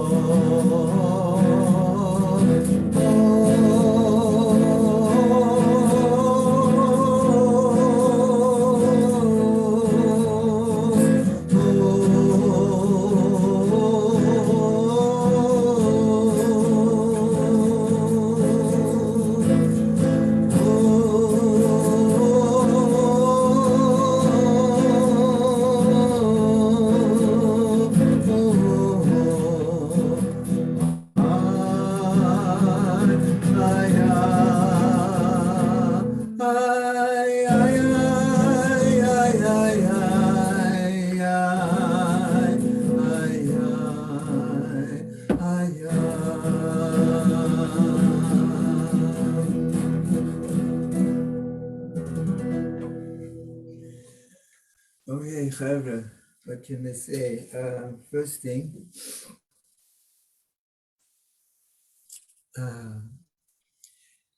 since we're talking about Rebbe's that Shlomo was close to, was, I don't remember exactly the year, probably in the 80s, maybe, in the Moshav in Modi'in. So Shlomo came and to me and he said to me, he knew that my grandmother's grandfather, great-grandfather's side, the family is from Slono. The family's from Slono. So he came to me one day and he said to me, Yankel Mamish, I just got a new sefer. It's absolutely gavat. You have to get it. It's called Nativas Shalom by the Heilige Slono Rebbe. So I said, okay, Shlomo, I'll go get it. So the next day, I went to Meir Sharim and I found the Slonim Beit Midrash. And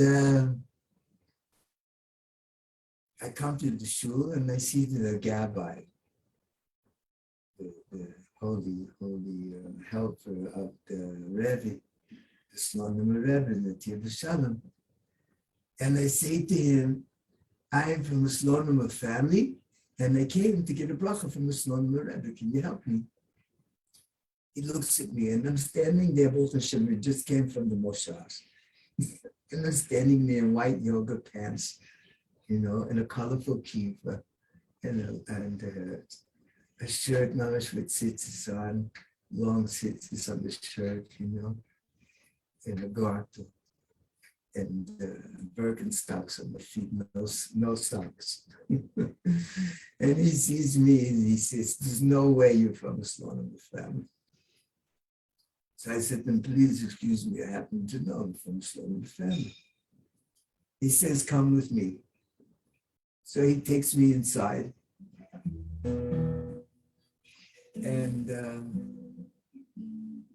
he walks me downstairs into the cellar. And he opens up a big iron door and takes me inside. It's this little room, very dusty, and there's bookshelves all over. And there's a big ladder going up to the top of the bookshelf. He climbs up the ladder, takes down a huge book, big book. And he pulls it out, looks like it's filled with dust. And he puts it down on a table. And he opens it up, and unbelievable, he finds my great-grandfather, Shlomo Chassid. And not only that, but I am a cousin of the Rebbe.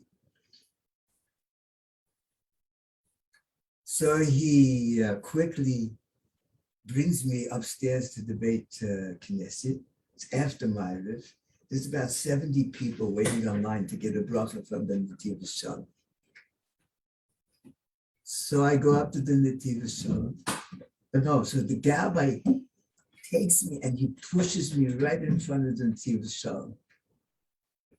And he says to me, he says in the Nativas Shalom, he says, this is your cousin. And the truth is, Nativas Shalom was so sweet. He took my hand, and I said to him, my holy Rebbe, Rabbi Shlomo Carlebach, he sent me to see you and to tell you that he's learning your books. And he says it's mamash. Hasn't been a sefer written like this since the time of the Baal Shem Tov. This is something else. So then the Nativas Shalom says to me, Shlomo Carlebach is learning my sefer. It was so surprised, it was so sweet.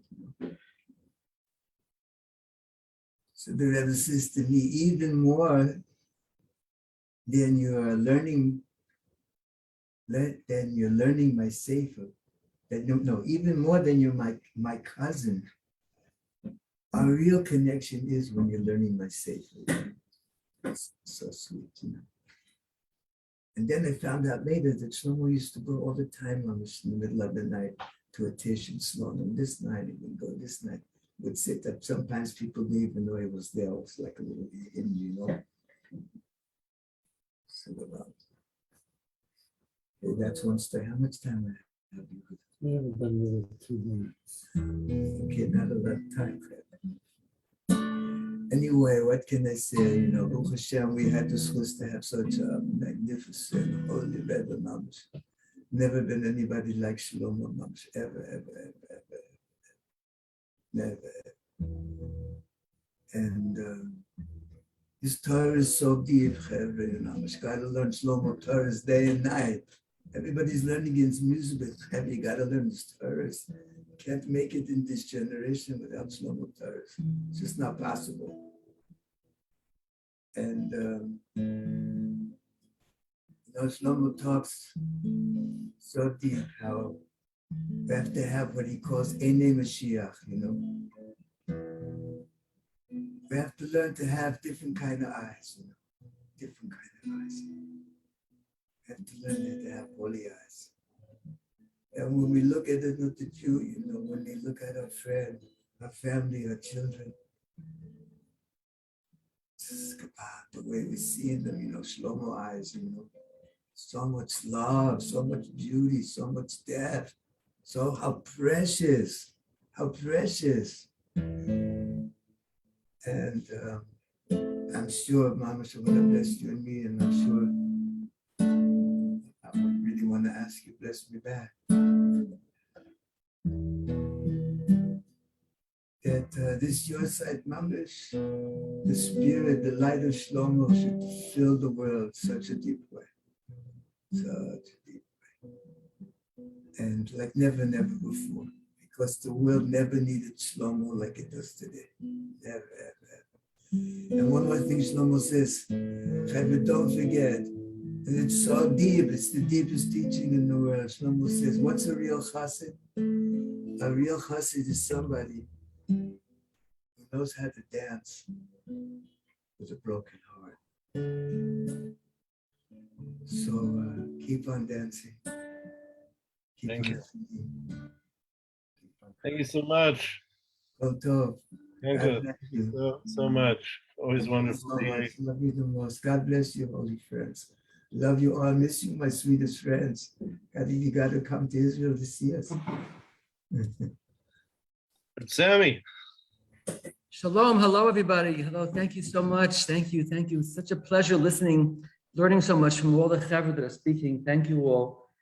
So much of Shlomo is being revealed tonight, and for the first time, we're really hearing the different worlds that he amazingly traveled. But first of all, I want to thank Yeshivat Simchas Shlomo for hosting so many of these live streams for us and doing it so beautifully. It's really a makam of Torah, and Yankel just mentioned Reb Shlomo's Torah. Yeshiva Simchas Shlomo is a place where you get Reb Shlomo's Torah.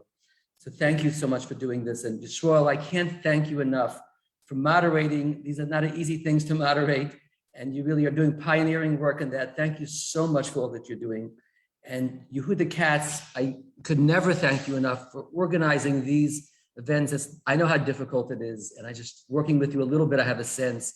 And Kodesh Baruch Hu should give you koichus to continue singing and inspiring the world in your own way, and your amazing organizational work. I also have to say, Yaakov Kelman is regularly, constantly offering assistance for these live streams.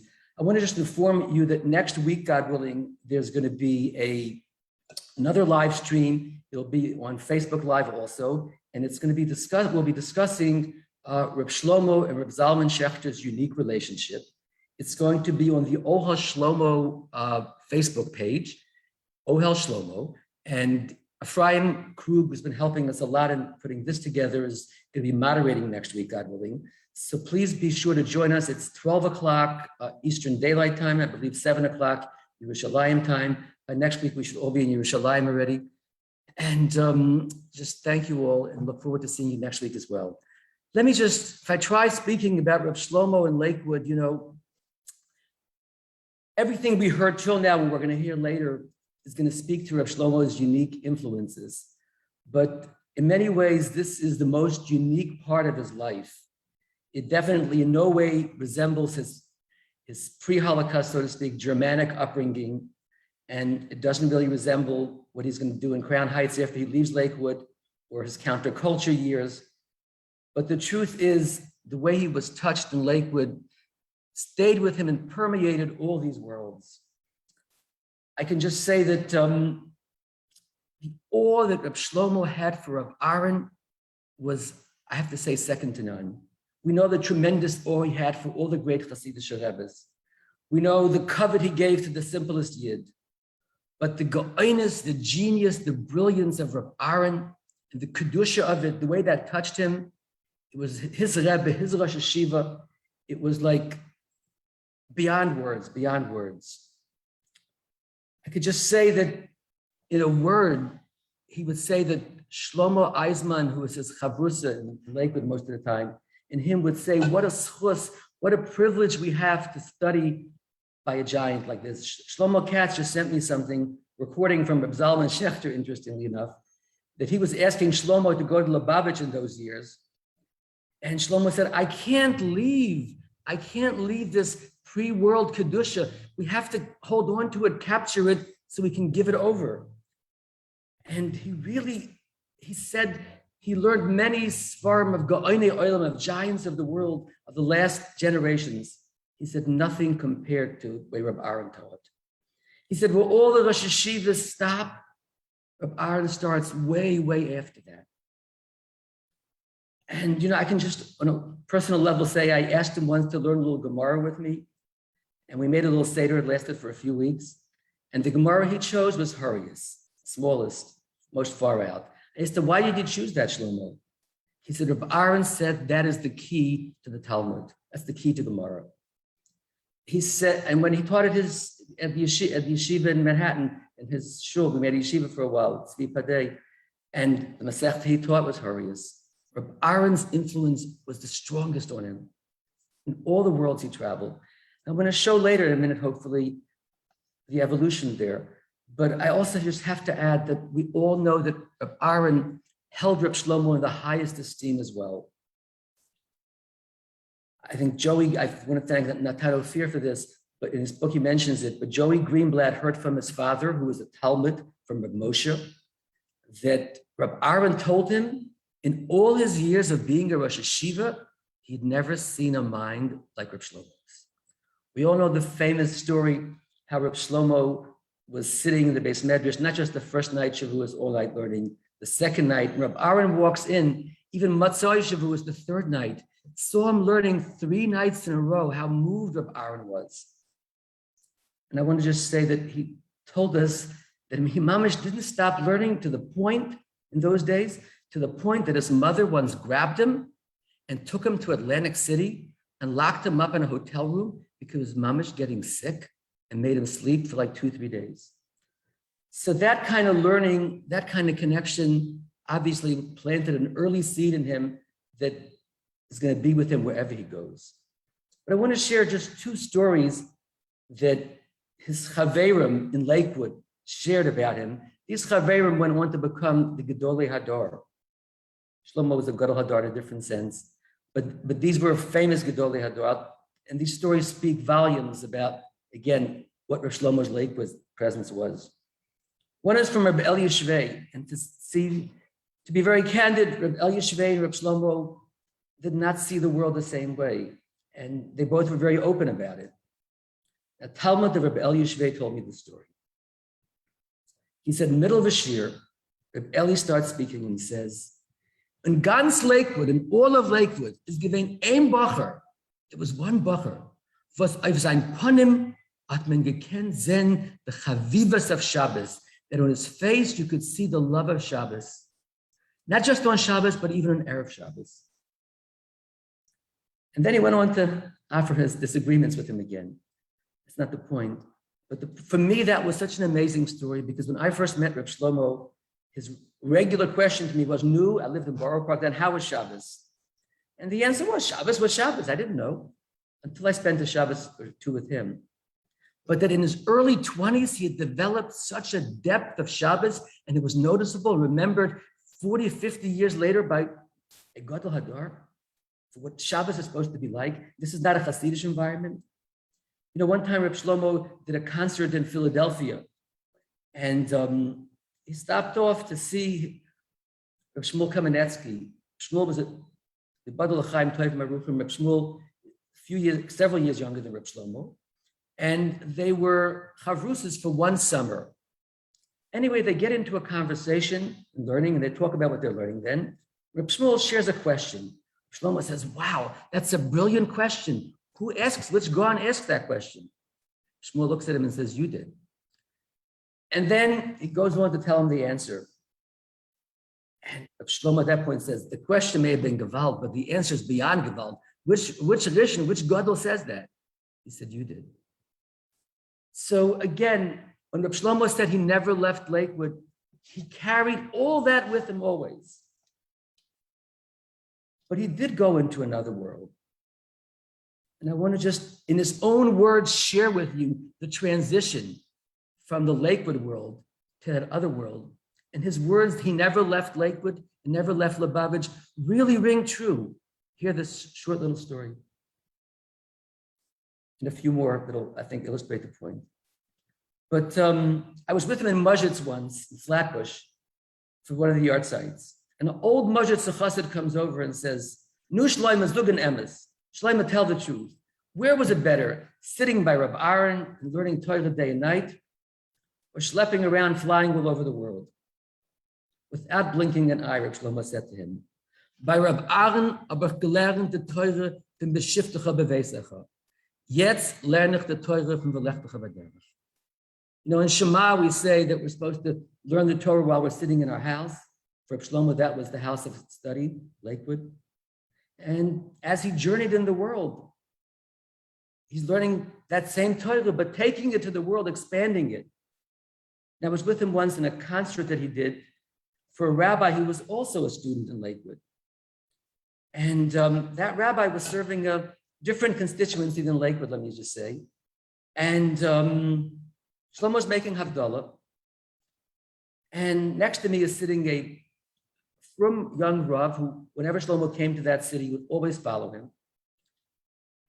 But the scene on the stage was not sneeze by Lakewood standards, to put it mildly. Anyway, so I just had a little chutzpah, and I said to the rabbi sitting next to me, I said, "I wonder what Reb Aaron is saying now about his two Talmidim." Neither of us had anything to say. A few days later, I built up enough courage, and I asked Reb Shlomo that question. A little chutzpah, but forgive me. Never forget his words. He said to me, "Brother, Reb Aaron was a gadol b'Torah. My godless is knowing what people need." And my God, did he connect the godless of Reb Aaron, what he learned there, to wherever he went. I'll just tell you one precious story he told me that I think really captures the bridging of the worlds that he did more than anything else does, probably. He did a Shabbaton in a town somewhere, modern Orthodox synagogue. And to cut to the chase, the community lost this rabbi a few months later. And they remembered how amazing the Shabbaton with Reb Shlomo was. They knew he wouldn't be available to be their rabbi, but they did a little bit of research, very pusher simple Yidden, and they learned that he went to Lakewood. So the head of the rabbinic search committee calls up Lakewood, and he says he wants to speak to the placement advisor because they're looking for a rabbi. And the placement advisor gets on the phone and he says, "We're looking for a rabbi. We're wondering, we had an amazing experience with one of your students. If you can send us a younger student of your current generation who's like Rabbi Shlomo Carlebach." The sad truth is that advisor thought it was a prank call. He hung up on them. They didn't realize that. They thought they got disconnected. They call right back. They get on with the advisor again. Never, he hangs up again. By the third time, he started screaming at them to stop, whatever. And these are the worlds that Reb Shlomo was bridging. One world didn't know or understand the other world. You know, if I can just put it in a word to you. Sammy, we need to wrap up and move on to the next. Give me just 30 seconds, I'm done. Good, thank you. So in 30 seconds, I'll just say Reb Shlomo traveled from the west side to Lakewood. That was his first trip away from home. But his train didn't stop in Lakewood. It went on to Crown Heights, which is completely radically different world. It went on to Bubba, to the village, to San Francisco, but he was always tuned to Yerushalayim. I bless us all to get on his Mashiach train. Thank you so much. Thank you so much. Sammy, thank you so much. Yes, thank you. Rav Moshe, are you there? Rav Moshe Rothkopf.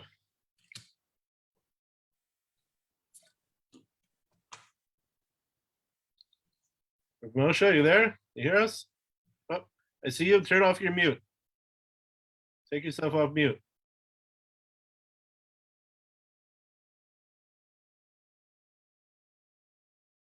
Unmute. Okay. Great. You should have let Sammy keep going, man. I want to hear Sammy. Shmuel Chaim. So speaking of Lakewood and Shmuel Chaim, so Sammy is sometimes calling in, and we're on we learn together. Mamish, it's about midnight or so that we all start learning.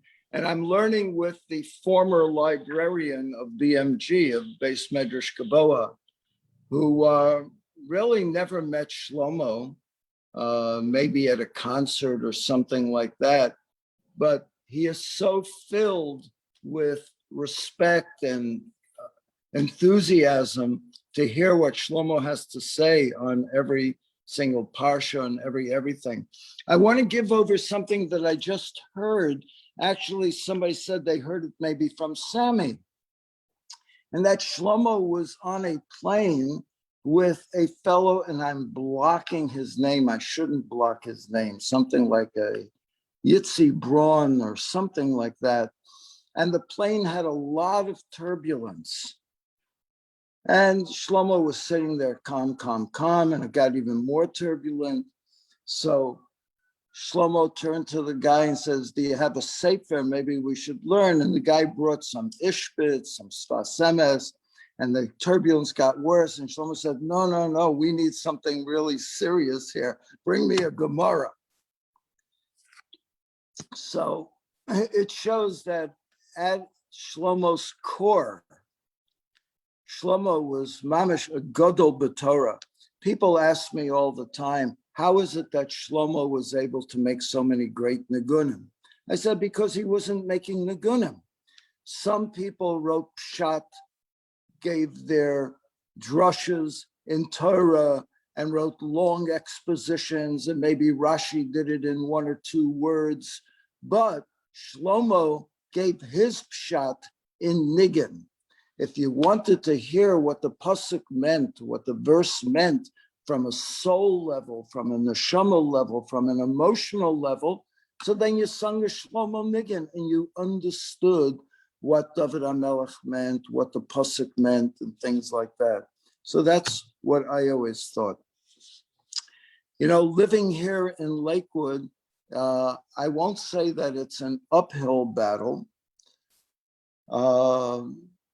Baruch Hashem, everybody really loves Shlomo deep down, whether it doesn't matter how they agree with him. As you know, the biggest rebbes, nobody ever agreed with them 100%. So it's the same thing with Shlomo, but everybody does respect where Shlomo was coming from and what he accomplished in his life.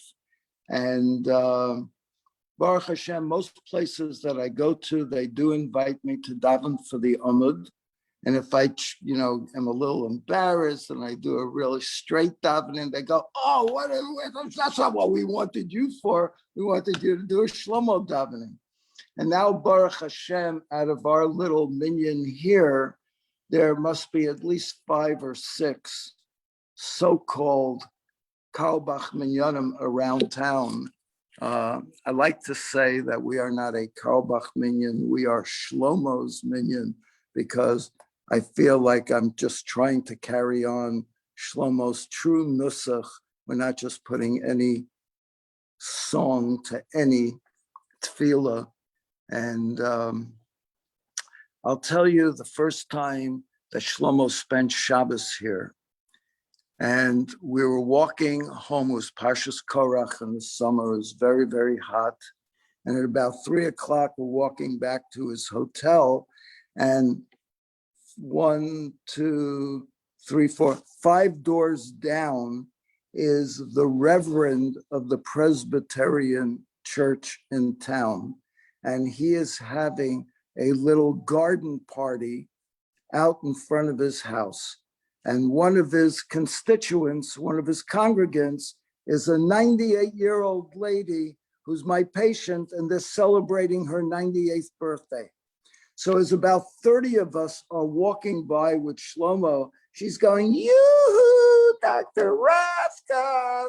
And I stop and I take Shlomo and we go into the crowd. And Shlomo starts hugging the reverend and he starts hugging all the participants of this little party on Shabbos. And the rest of the chevre from Lakewood are standing around and watching.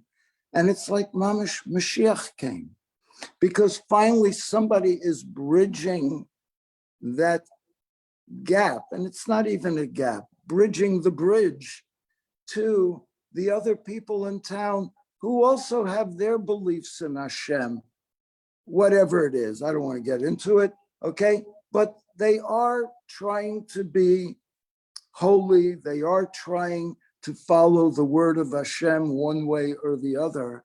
And to finally have somebody from the Jewish community recognize that and hug them and appreciate them and give them love, I think was such a game changer here in Lakewood. And I'm telling you, for weeks afterwards, people walking on the street who were there, if we saw each other from across the street, we just couldn't help but smiling and waving like, wow, we just had experienced something very, very special. And a lot of the people here in town who are my age, so their parents had somehow gone to yeshiva with Shlomo and they remember Shlomo coming to their house. My daughter's principal, she had been taught piano by Shlomo. Her maiden name is Milenowitz. And of course, Reb Moshe Eiserman's daughter is in town and we're very close. And she just, like all the time speaking about Shlomo, and it's just beautiful. Shlomo really does still permeate Lakewood. And I don't know if you're all aware, but when Shlomo was nifter, so Reb Malkiel Kotler called me and said he heard that Shlomo Carlebach passed away. Which Shlomo Carlebach was that? And I said, my Shlomo Carlebach. And whatever, he was Menachem Ovel. And I heard that Friday night at his tish, he told stories about Shlomo and his grandfather, Rav Aaron Kotler. And just yesterday, I stopped off to see Shlomo's first cousin, Harav Shlomo Carlebach, and he's 96, 97. They just had a big write-up on him in Mishpacha magazine, in which they told that when he came to America as an orphan after the war, I don't remember, he was like 11 years old or 15 years old or something. Shlomo and his father, Rev Naftali, went to the port to pick him up. And so he gave me over a little Torah that I thought was so very apropos for Parshas Lech Lecha, for Shlomo's yahrzeit coming up.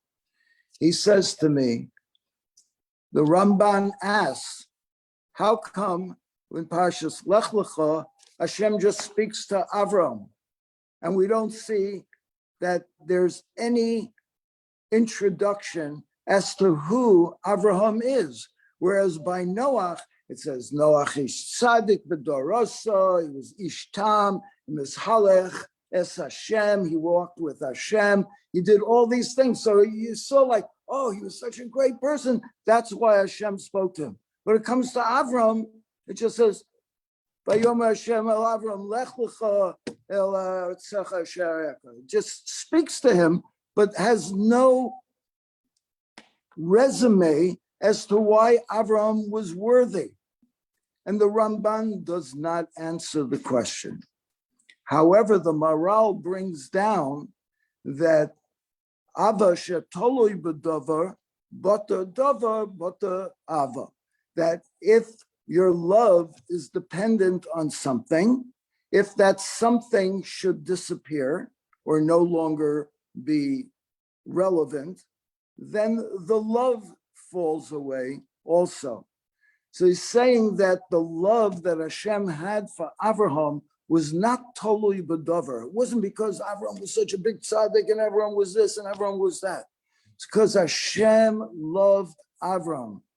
And as a result, Hashem loves his children, Bnei Yisrael, for all generations, regardless of how much we are keeping or not keeping, or looks like we're keeping or not keeping.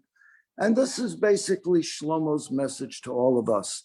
So I want to end off there. And this Harav Shlomo Carlebach, he came to my house, mamish, a day or two after Shlomo was nifter. I went and I woke up my children. And, you know, when I told my children 7:30 in the morning, Shlomo was nifter like 11:30 at Thursday night. In the morning, when I woke them up, they both jumped up in bed together. Oh no, who's going to marry us? Who's going to fear up our chasana? Because they knew there's no chasana like a Shlomo chasana. And then all of a sudden I wake them up a few days later and I say, Shlomo Carlebach is here. And they come running up. And it's Harav Shlomo Carlebach. Maybe a little bit disappointing, but still a great man. And I bless us all to just always be surrounded by great rebbes and great people. And I think that the greatness of Shlomo is that he drew down such deep, such high Torahs that were really way beyond most of us. We would have never been able to access that kind of Torah, and that Shlomo brought himself down to our level and gave it over and made us all seem like we were Talmidei Chachamim and Tzaddikim and everything. And thank you, Rebbe, for everything that you gave us and still giving us. And I bless us all that we should all continue. And thank you so much for running these Zoom things. Amen. Ashrenu. Thank you so much for sharing. You got the best stories ever. Over to Rabbi Yehuda for a few more stories. So I just wanted to tell, everybody could listen, but I want to tell Sammy and Moshe a story. And that is that, and Rabbi Joe probably remembers this, but right after, it was at Rabbi Yochanan's Beit Knesset, right after Shlomo left the world, was going to be a couple of months later his birthday, and in Tevet, and Chai Tevet. So we had a little concert in Rabbi Yochanan's Beit Knesset next to Magen David Adom. And Joe, you remember this? You put it on. And after the concert, the grandson of Rav Aaron Zatzal walks over to me. And he says, I'm going to tell you a story about Rabbi Shlomo Carlebach that nobody knows. And my grandfather told me that when Shlomo, the day that Shlomo left Lakewood to go to Chabad, his final leaving of Lakewood to officially go to 770, so he says, my grandfather was sitting at the bay window. Apparently there's a, Moshe, you probably know some famous bay window on the second floor of Lakewood, of the Beis Medrash. And my grandfather was sitting there and he was crying. He was really crying. And the mashgiach was standing there and he said, why is there Shiva crying? And he said, my grandfather says, well, there goes a very special bacher. He goes, okay, it's true, he's a special bacher, but we have many special bachrim here. He goes, no, there goes a bacher who could be the Rosh Yeshiva of any yeshiva he wants in the entire world. And he's choosing instead to leave us. B'zeh ha'lashon. Wow.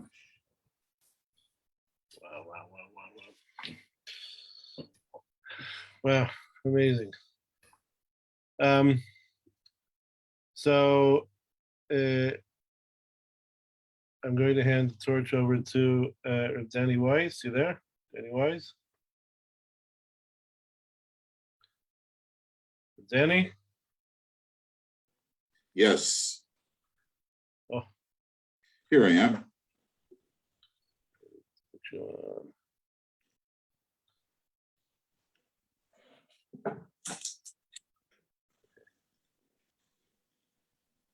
L'chaim. It's really an honor, a privilege to be here among people who are very close to Reb Shlomo.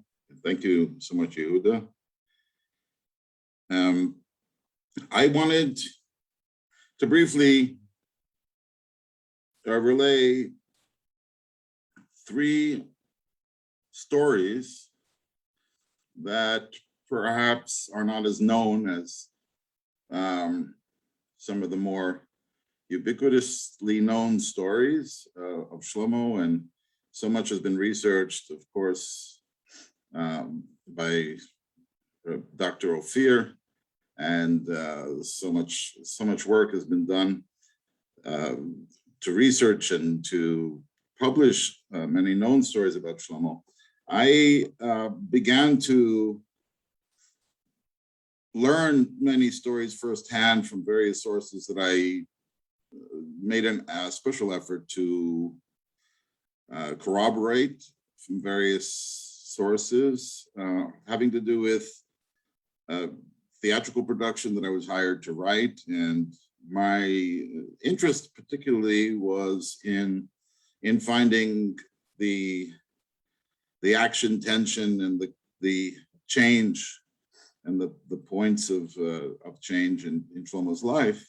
And but in my experience in doing the research, which turned to thousands of pages of interviews, transcribed interviews, and other research, many unsolicited accounts that were offered to me through the years, and happens to be, I mean, I knew Shlomo to some degree as a child, and then at the very end of his life, encountered him at least, and there were, through turns out, certain very close relationships that I had with people in the Lakewood community and the Chabad community, and in the music community that I encountered very surprising, unknown stories for one reason or another, which were not as publicized, or maybe not thought of in context with his, you know, the main turns of events in his life. So I thought, especially because this is this wonderful yeshiva Simchat Shlomo that is organizing this yahrzeit, I wanted to really focus on 3 elements that I felt Shlomo influenced in not only were they his roots, where he was influenced by, but how through the path of his life that he was part of influencing this triad pillar of trees, if you want to stay with the metaphor of the roots, the trees which grew out of those roots that he was directly responsible for in helping to shape and nourish and influence these 3 pillars of world Jewry, post-war Jewry, which really helped change the landscape of Judaism today. And we'll use the metaphor of the pillars of Torah, Avoda, and Gemilut Chasadim. So the first story, which actually was more recently told to me, surprisingly, and I'll try to quote as many of the people who, you know, the names of the people who told me some of these stories. And if anyone wants to have actually written sources or names of the people who relay these stories to me, I'll be happy to, in the interest of brevity, I'll be happy to respond through Facebook or email. You know, more detail and documentation. The first story took place in 1941. It was before the Passover holiday of 1941. There was a Rabbi Pines who arrived to San Francisco from Vilna. He was smuggled out, rescued from war-torn Europe. At that time, Vilna was the refuge where many yeshivas who moved from various places in Europe were transplanted to Vilna. And he was brought to America on a forged passport, him and his family, by the Vadhat Sala. And he was specifically, his name was Rabbi Pines, Rabbi Aaron Pines, and he arrived in San Francisco and traveled by train to New York, where he was greeted by a large delegation of the elite of the Torah community in New York, and including Rabbi Zalman Meltzer and many others. And Rabbi Pines was orphaned at the age of 10 and went to the Slobodka Yeshiva. Eventually, he married the daughter of the Rosh Yeshiva of Slutsk and helped run that illustrious academy, which eventually went to Vilna. And his father-in-law eventually escaped to Jerusalem, but he helped run a yeshiva with 300 students. And the main motive for impetus for bringing him to America was for him to establish a yeshiva of higher learning in America. And upon his arrival and his interviewing the most learned American yeshiva students, Pines was very disappointed with the level of scholarship and most of all, the commitment of the American yeshiva students to a life of Torah and a dedication to a life of Torah. He felt they were more interested in, or most focused on, a career and a financial career. And as a matter of fact, in a letter that he wrote to his father-in-law, Rabbi Zalman Meltzer, he wrote that in order to transplant Torah from Europe to America, we would have to transplant the actual seedlings, the actual students from Europe. He wrote, there is not one from all the young scholars in America, there is not one who is qualified to establish the continuum of Torah learning on the level that it was in Europe. And even in another letter that he wrote to his father-in-law, he said that if they're not interested in going to college, they're found in the baseball stadiums of New York.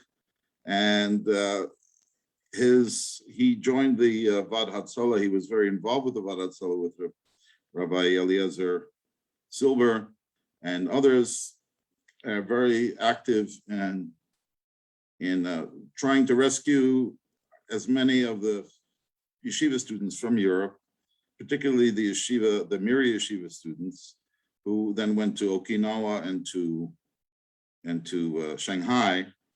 And his plan was, he postponed his plans to establish this yeshiva until after the war would be over, and then to rescue as many yeshiva students as possible so that Torah could thrive again in the New World.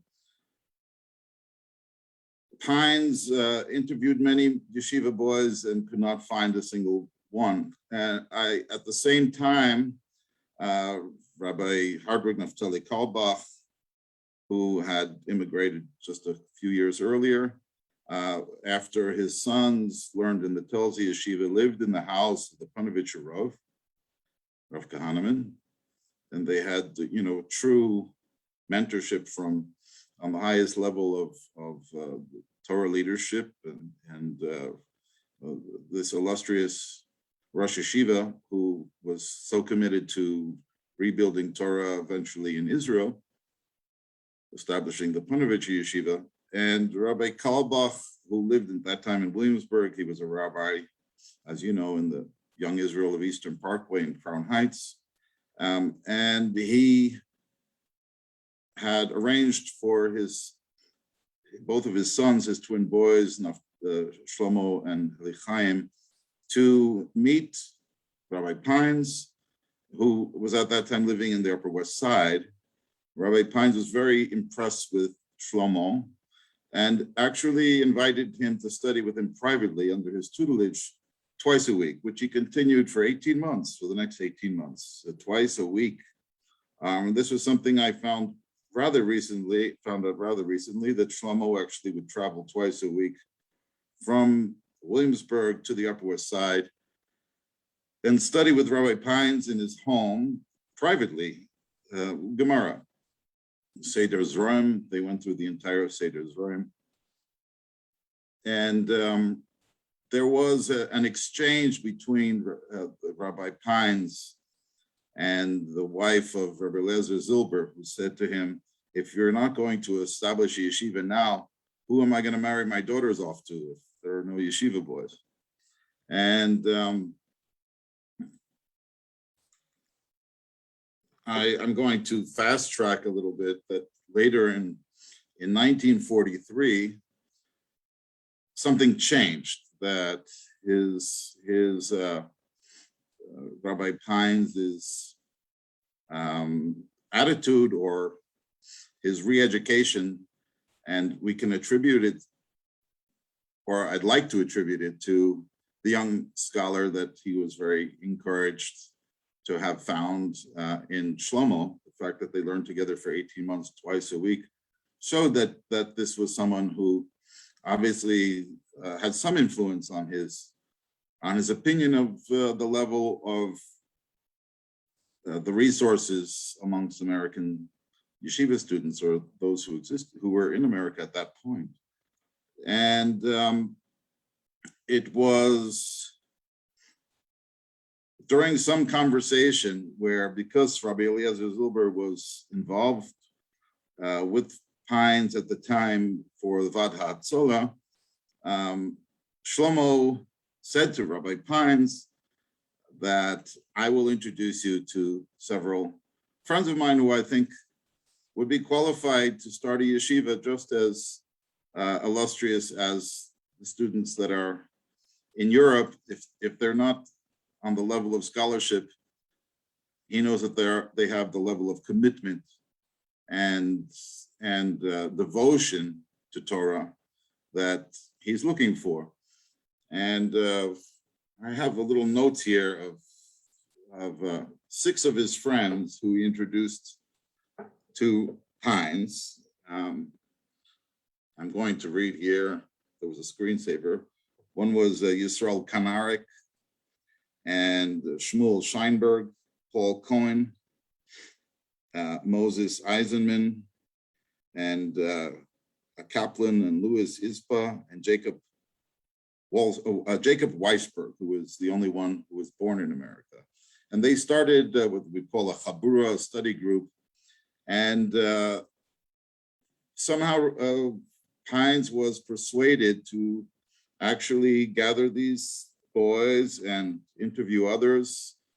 He found a total of 13 boys, and they started with Eli Chaim and Shlomo was 15 boys, and they started a yeshiva in White Plains, New York at the time.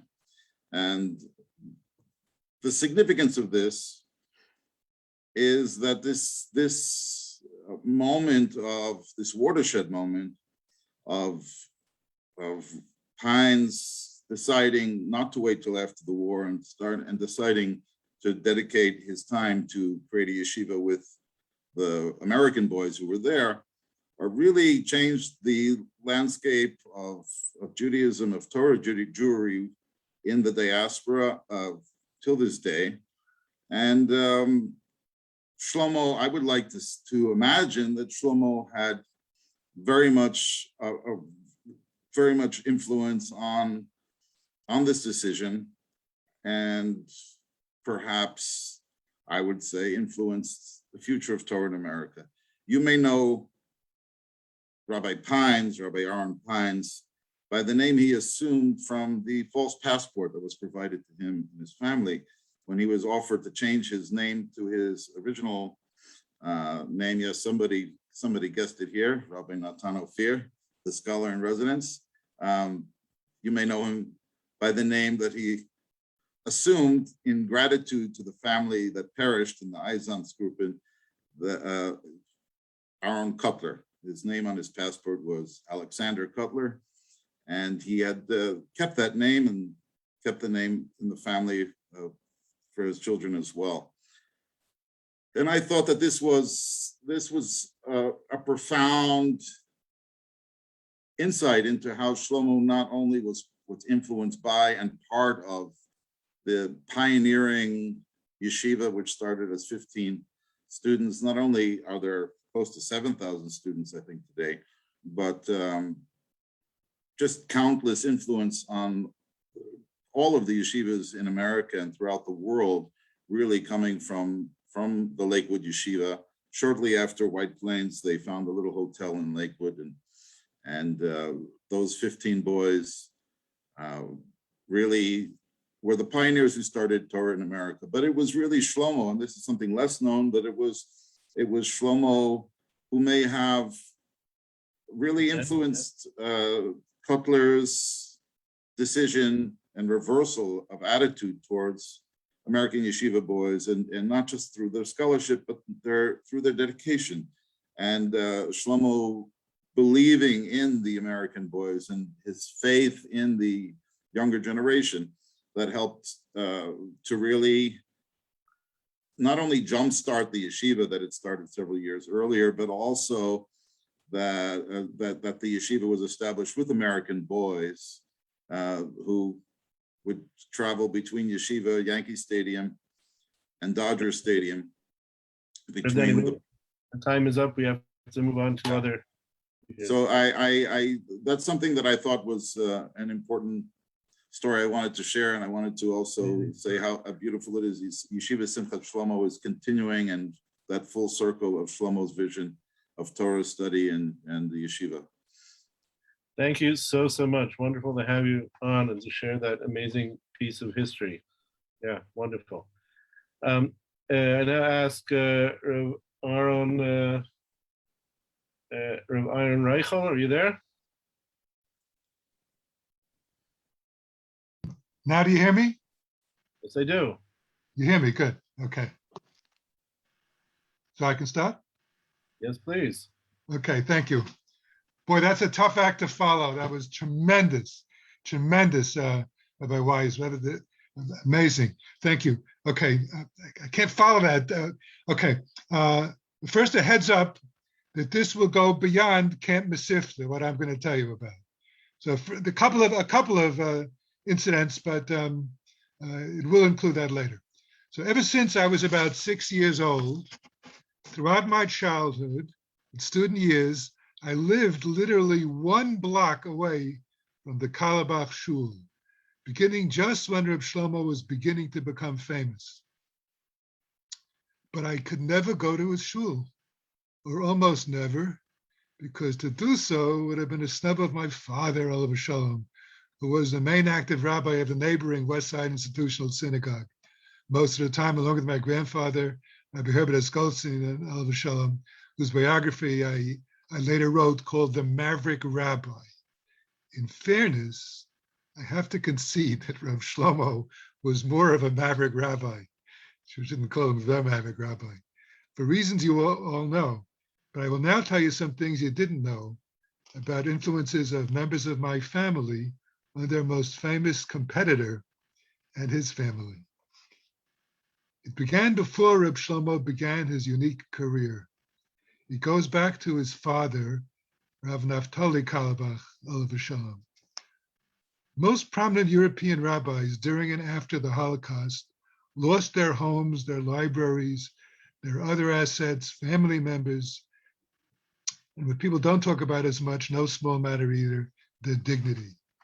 They had been community leaders and popular orators in Europe, but could barely put 2 words together in English in America, where they were looked down upon if they were even paid any attention to at all.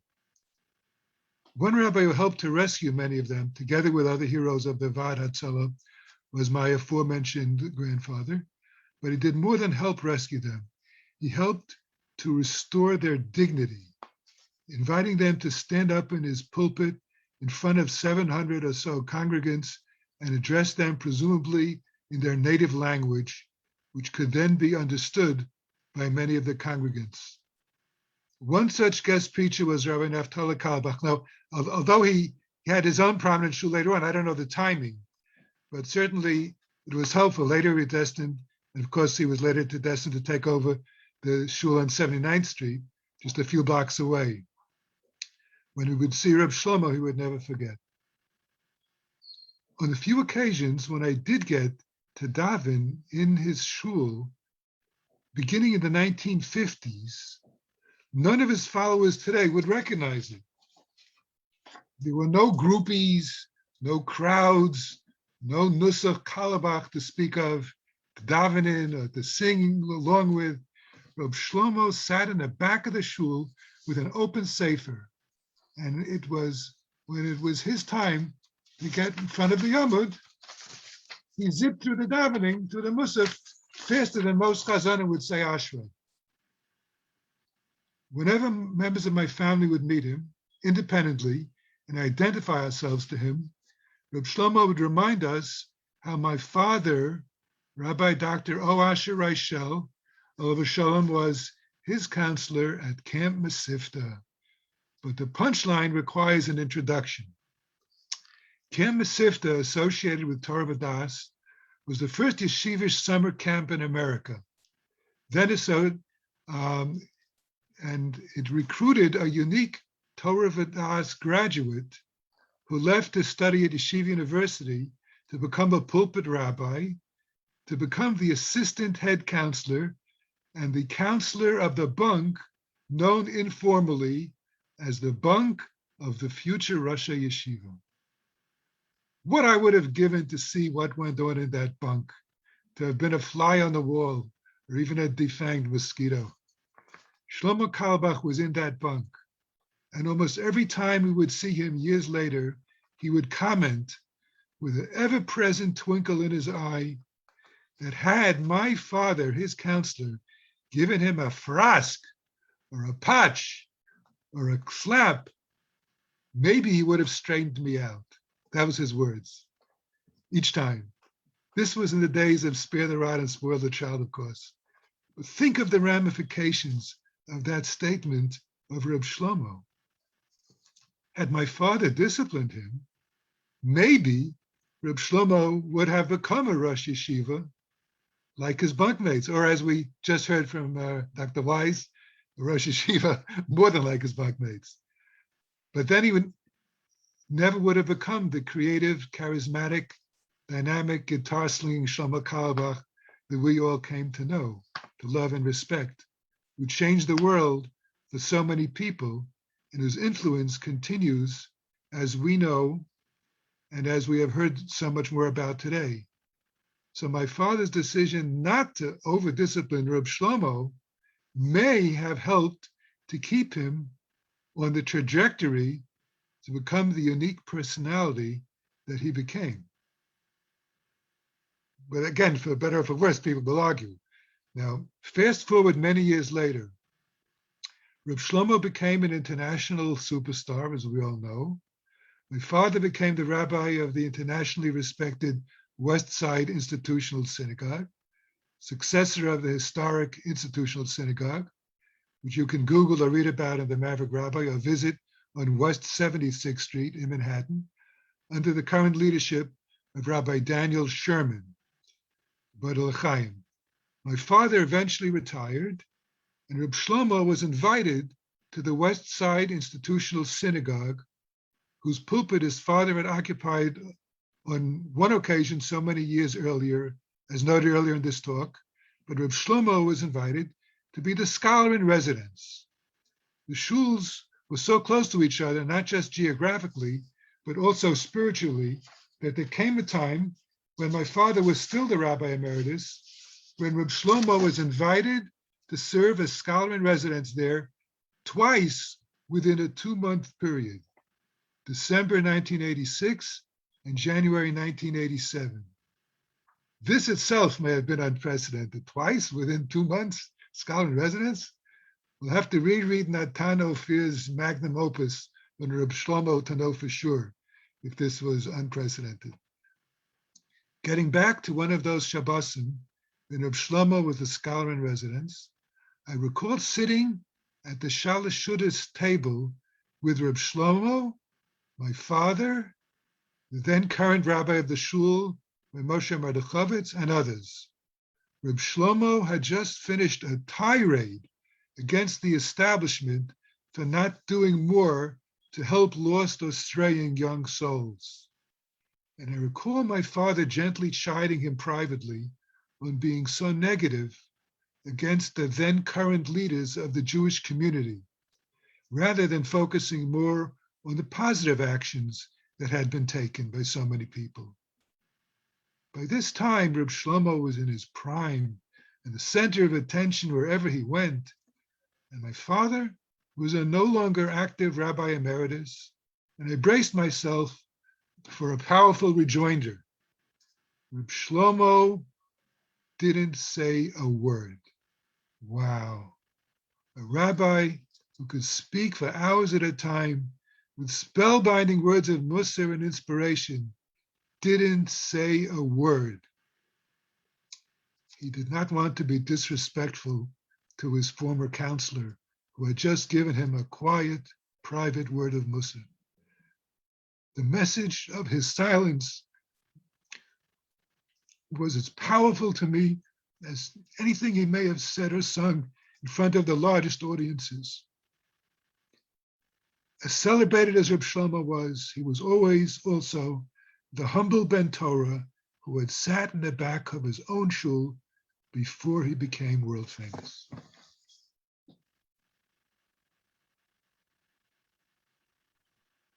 Thank you. Thank you so much. That's a beautiful, very moving story. Simcha Hochbaum, are you there?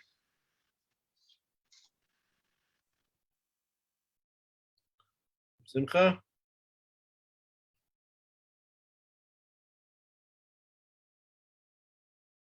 Simcha Hochbaum. You able to hear? Oh, now I can hear you. Hold on, and maybe we can see you also. Where are you?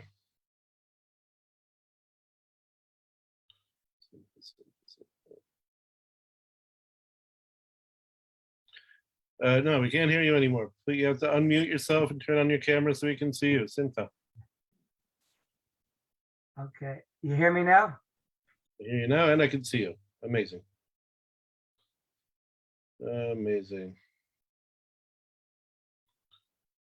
Oh, now I can't hear you.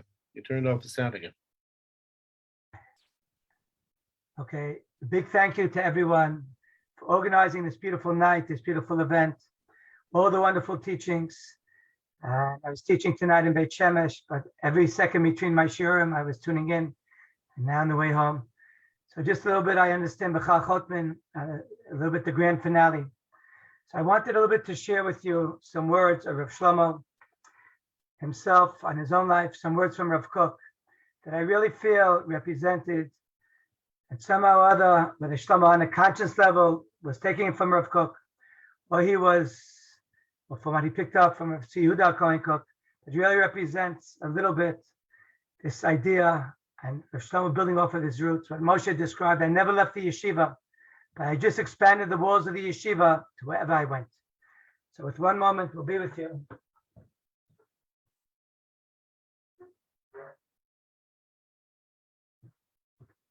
Rav Kook is writing in a personal diary called Chadarav, his own little biography and little things that he wrote to himself. Near one of the things Rav Kook says, I have trouble constricting myself to one particular subject, one matter, to one particular level, one particular style. I have that need to draw from so many different beautiful colors, from beautiful flavors. Mikol anyanim, from all matters. Mikol madrigot, from all levels. Mikol advarim. V'im ani roa derech achat shi tova b'einai. V'ani rotzeh limashech rak ela. Sometimes I see something beautiful and good, and there's a part of me that wants to be drawn only to that. Roa ani achakach ech shesha hadrachim mevakshim mimeni et tafkidam. I see then how all the other paths that until now I had met are also seeking me out, that I'm not able to leave one path and just grab onto something else good, but I have to integrate all those other paths. I have the need to always dig deeper, to drink the water from my well, that well of the pure life, the life of water, from that part of the Torah that's part of my soul. Rav Kook continues, I feel the need to take from all the different beautiful flows from all the rivers. Even though at a certain point it looks like they're all disconnected one to another, and they all seem to have no connection. Sofam she'itachadu. At the end, they all become one. I think Rav Shlomo was the master of taking this whole journey, whether it was from Baden, whether it was from Torah V'das, whether it was from Rabbi Pine in White Plains, and everyone describing different levels of their spiritual journey. And whether it's Breslev, whether it was Baviv, whether it was Lubavitch, whether it was the counterculture, Rav Shlomo at the end, every time he tuned in and tapped into something good and beautiful, he felt the need to be able to take that, but not to dismiss everything else that he had accomplished in his life, but to integrate it all, to bring it all together into this beautiful rainbow, to this beautiful harmony of what he was able to do at the end of his life. Rav Shlomo, a little bit continuing more from Rav Kook's personal diary. Rav Kook writes, I had this unbelievable love for all creation, the chol ha-metziut, for reality. God forbid I should put into my heart even one iota of hatred or of dispute, of hating other people. In other words, when Shlomo sometimes would use the line, if I had two hearts, I'd love with one, hate with the other. Here, Rav Kook talks about love for all creation. Rav Kook continues, Ani ohev et hakol. I can't stop loving God's creations. At kol ha'amim, not just Jews, but all nations. I want from the depths of my heart the glory of all, to see the fixing of all. And there, Rav Kook continues, my heart desires and pines to love all. At kol ha'briot, all creations, at kol ha'masim, everything that exists, at kol ha'yitzor, every creature, at kol ha'mon masei yotzakol, at shashei ha'masim, at ha'chayim, at ha'oz, ha'koach ha'hod ha'mitnasei, to love every aspect of life. Ma'avatam kulam yachad.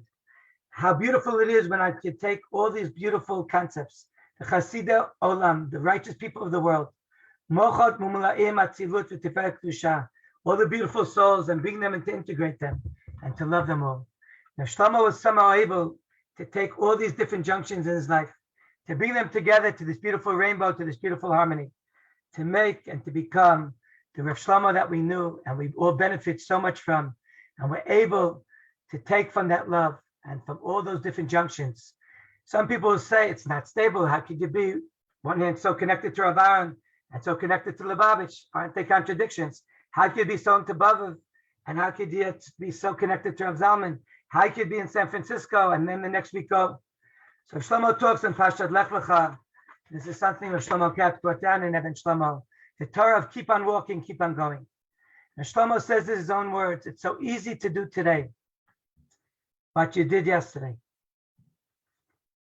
And to do yesterday what you did the day before. You know, friends, as far as I'm concerned, the saddest thing in the world is when you meet people today and you meet them 10 years later and they haven't moved 1 inch. Basically, we're living in a society where people are standing still. People have 200 PhDs hanging on the wall. But they themselves haven't moved 1 inch.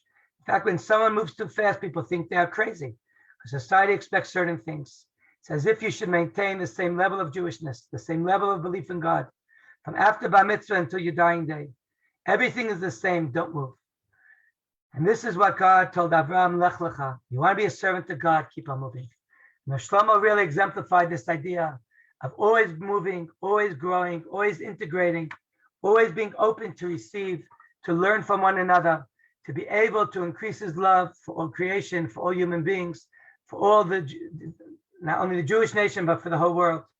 And here in Rav Shlomo's words, a little bit, an interview he gave, he says, actually, the older I get, the more I realize that every minute I live so far is so important to me. So I'm really not getting older. I'm really just learning more and more. Shlomo continues, and he says, I don't know if I've changed over the years. I don't think I've changed at all. But hopefully I think I grew up. It may sound stupid, but I really have such a craving to get deeper and deeper and deeper. I just hope and pray that I see less evil in other people. There was a time when there were people I knew weren't so great, and it disturbed me. To tell you the truth, it disturbs me less and less. I can still think of them as the Holy of Holies. In that respect, I'm growing up a little bit. I had many Rebbes, like Rav Shlomo Hyman, Rav Aaron Kotler. I was in Lubavitch, Bav, and Mazhitz. It's a different interview. But I always felt that in addition to all those tzaddikim, every Hippolah was my Rebbe. Every Russian Jew was my Rebbe. Should be zocha a little bit to be able to take this greatness, not to say it's a crazy journey, but to realize it's just getting deeper and deeper and deeper. And each step of the way, Rav Shlomo was learning more and more, learning more about himself, going deeper inside himself, getting those Mashiach eyes that he always spoke about. And the thing is like this, if I didn't learn Gemara, if I didn't learn Rav Nachman and Ishbitza, I wouldn't be able to understand what the Holy Beggars were saying. I wouldn't have been able to pick up on the vibrations. Anyway, this is amazing, amazing. Rav Shlomo's journey, and we had the privilege to be on it, and he included us in this beautiful journey. At every junction, at every tachana, Api Hashem Yachanu, Api Hashem Yisal. And it really took someone so great to be able to continue to walk, to continue to move, to continue to grow. And I just want to read to you something that Shlomo said about, because it is on the yahrzeit. He says, really, all I want on my grave is my name, my father's name. This is someone who was singing until his last moment and hoping till his last moment in this world. But how could I not say that God gave me the privilege to sing for so many years? Yizocha, to a little bit, keep on singing, keep on hoping, keep on praying. I'm going to finish with a beautiful video, a little bit some of the junctions that we collected together. There's a group I'm part of called Carlebach Neto, and has really all the junctions that were on the advertisement of the roots. And the roots should get deeper, and we should create more branches, more beautiful fruit. To eat from Rav Shlomo's beautiful perot and his chidushim, and that beautiful light and energy they brought down to the world. L'chaim, l'chaim.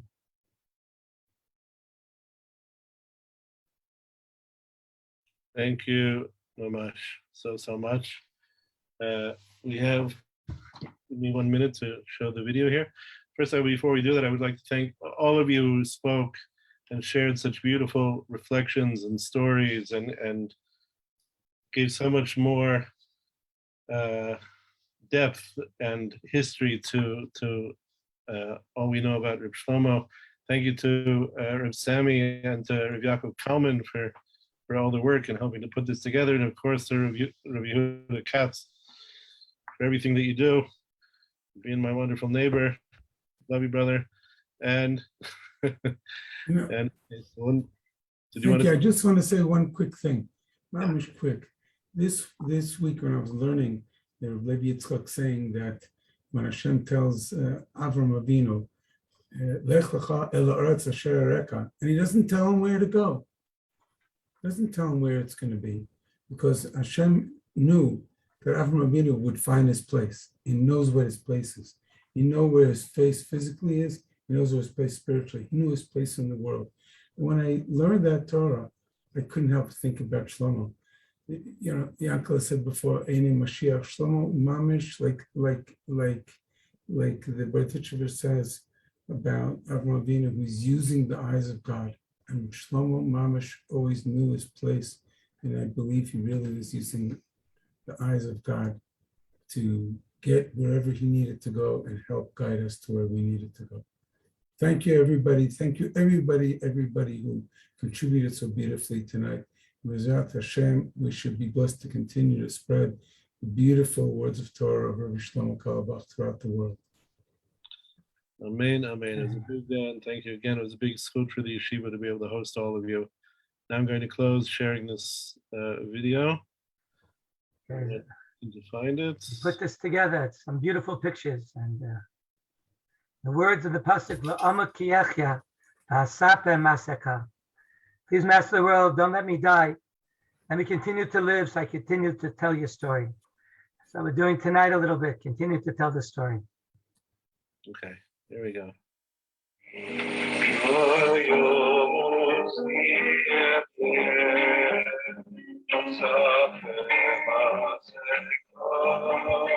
Yitzhak Ginsburg. Michal.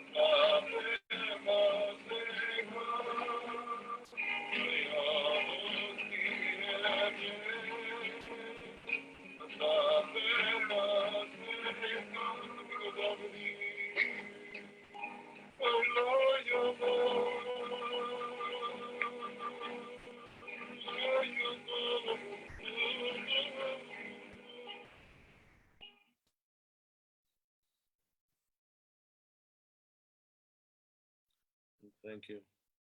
With that, we'll close. Thank you so much. Thank you for all of you who joined us. And please join us again at Ohel Shlomo, the Facebook page for Ohel Shlomo, for next week's presentation. And God willing, we'll see and dance with you for the Hilula for Shlomo. Gadol Yisrael. Everyone's also invited Thursday afternoon, Aliyah Lekeva, those who are in Eretz Yisrael and Hamanuchat, starting 3:30 with Mincha around 5 o'clock. There's a Kalina Mincha, all invited to join us. Elaine, wonderful. Look forward to seeing and dancing with everyone. Take care. Anyone's in Lakewood, come on down next Motzei Shabbos, all Shabbos. Of course. Take care. Goodbye. Bye.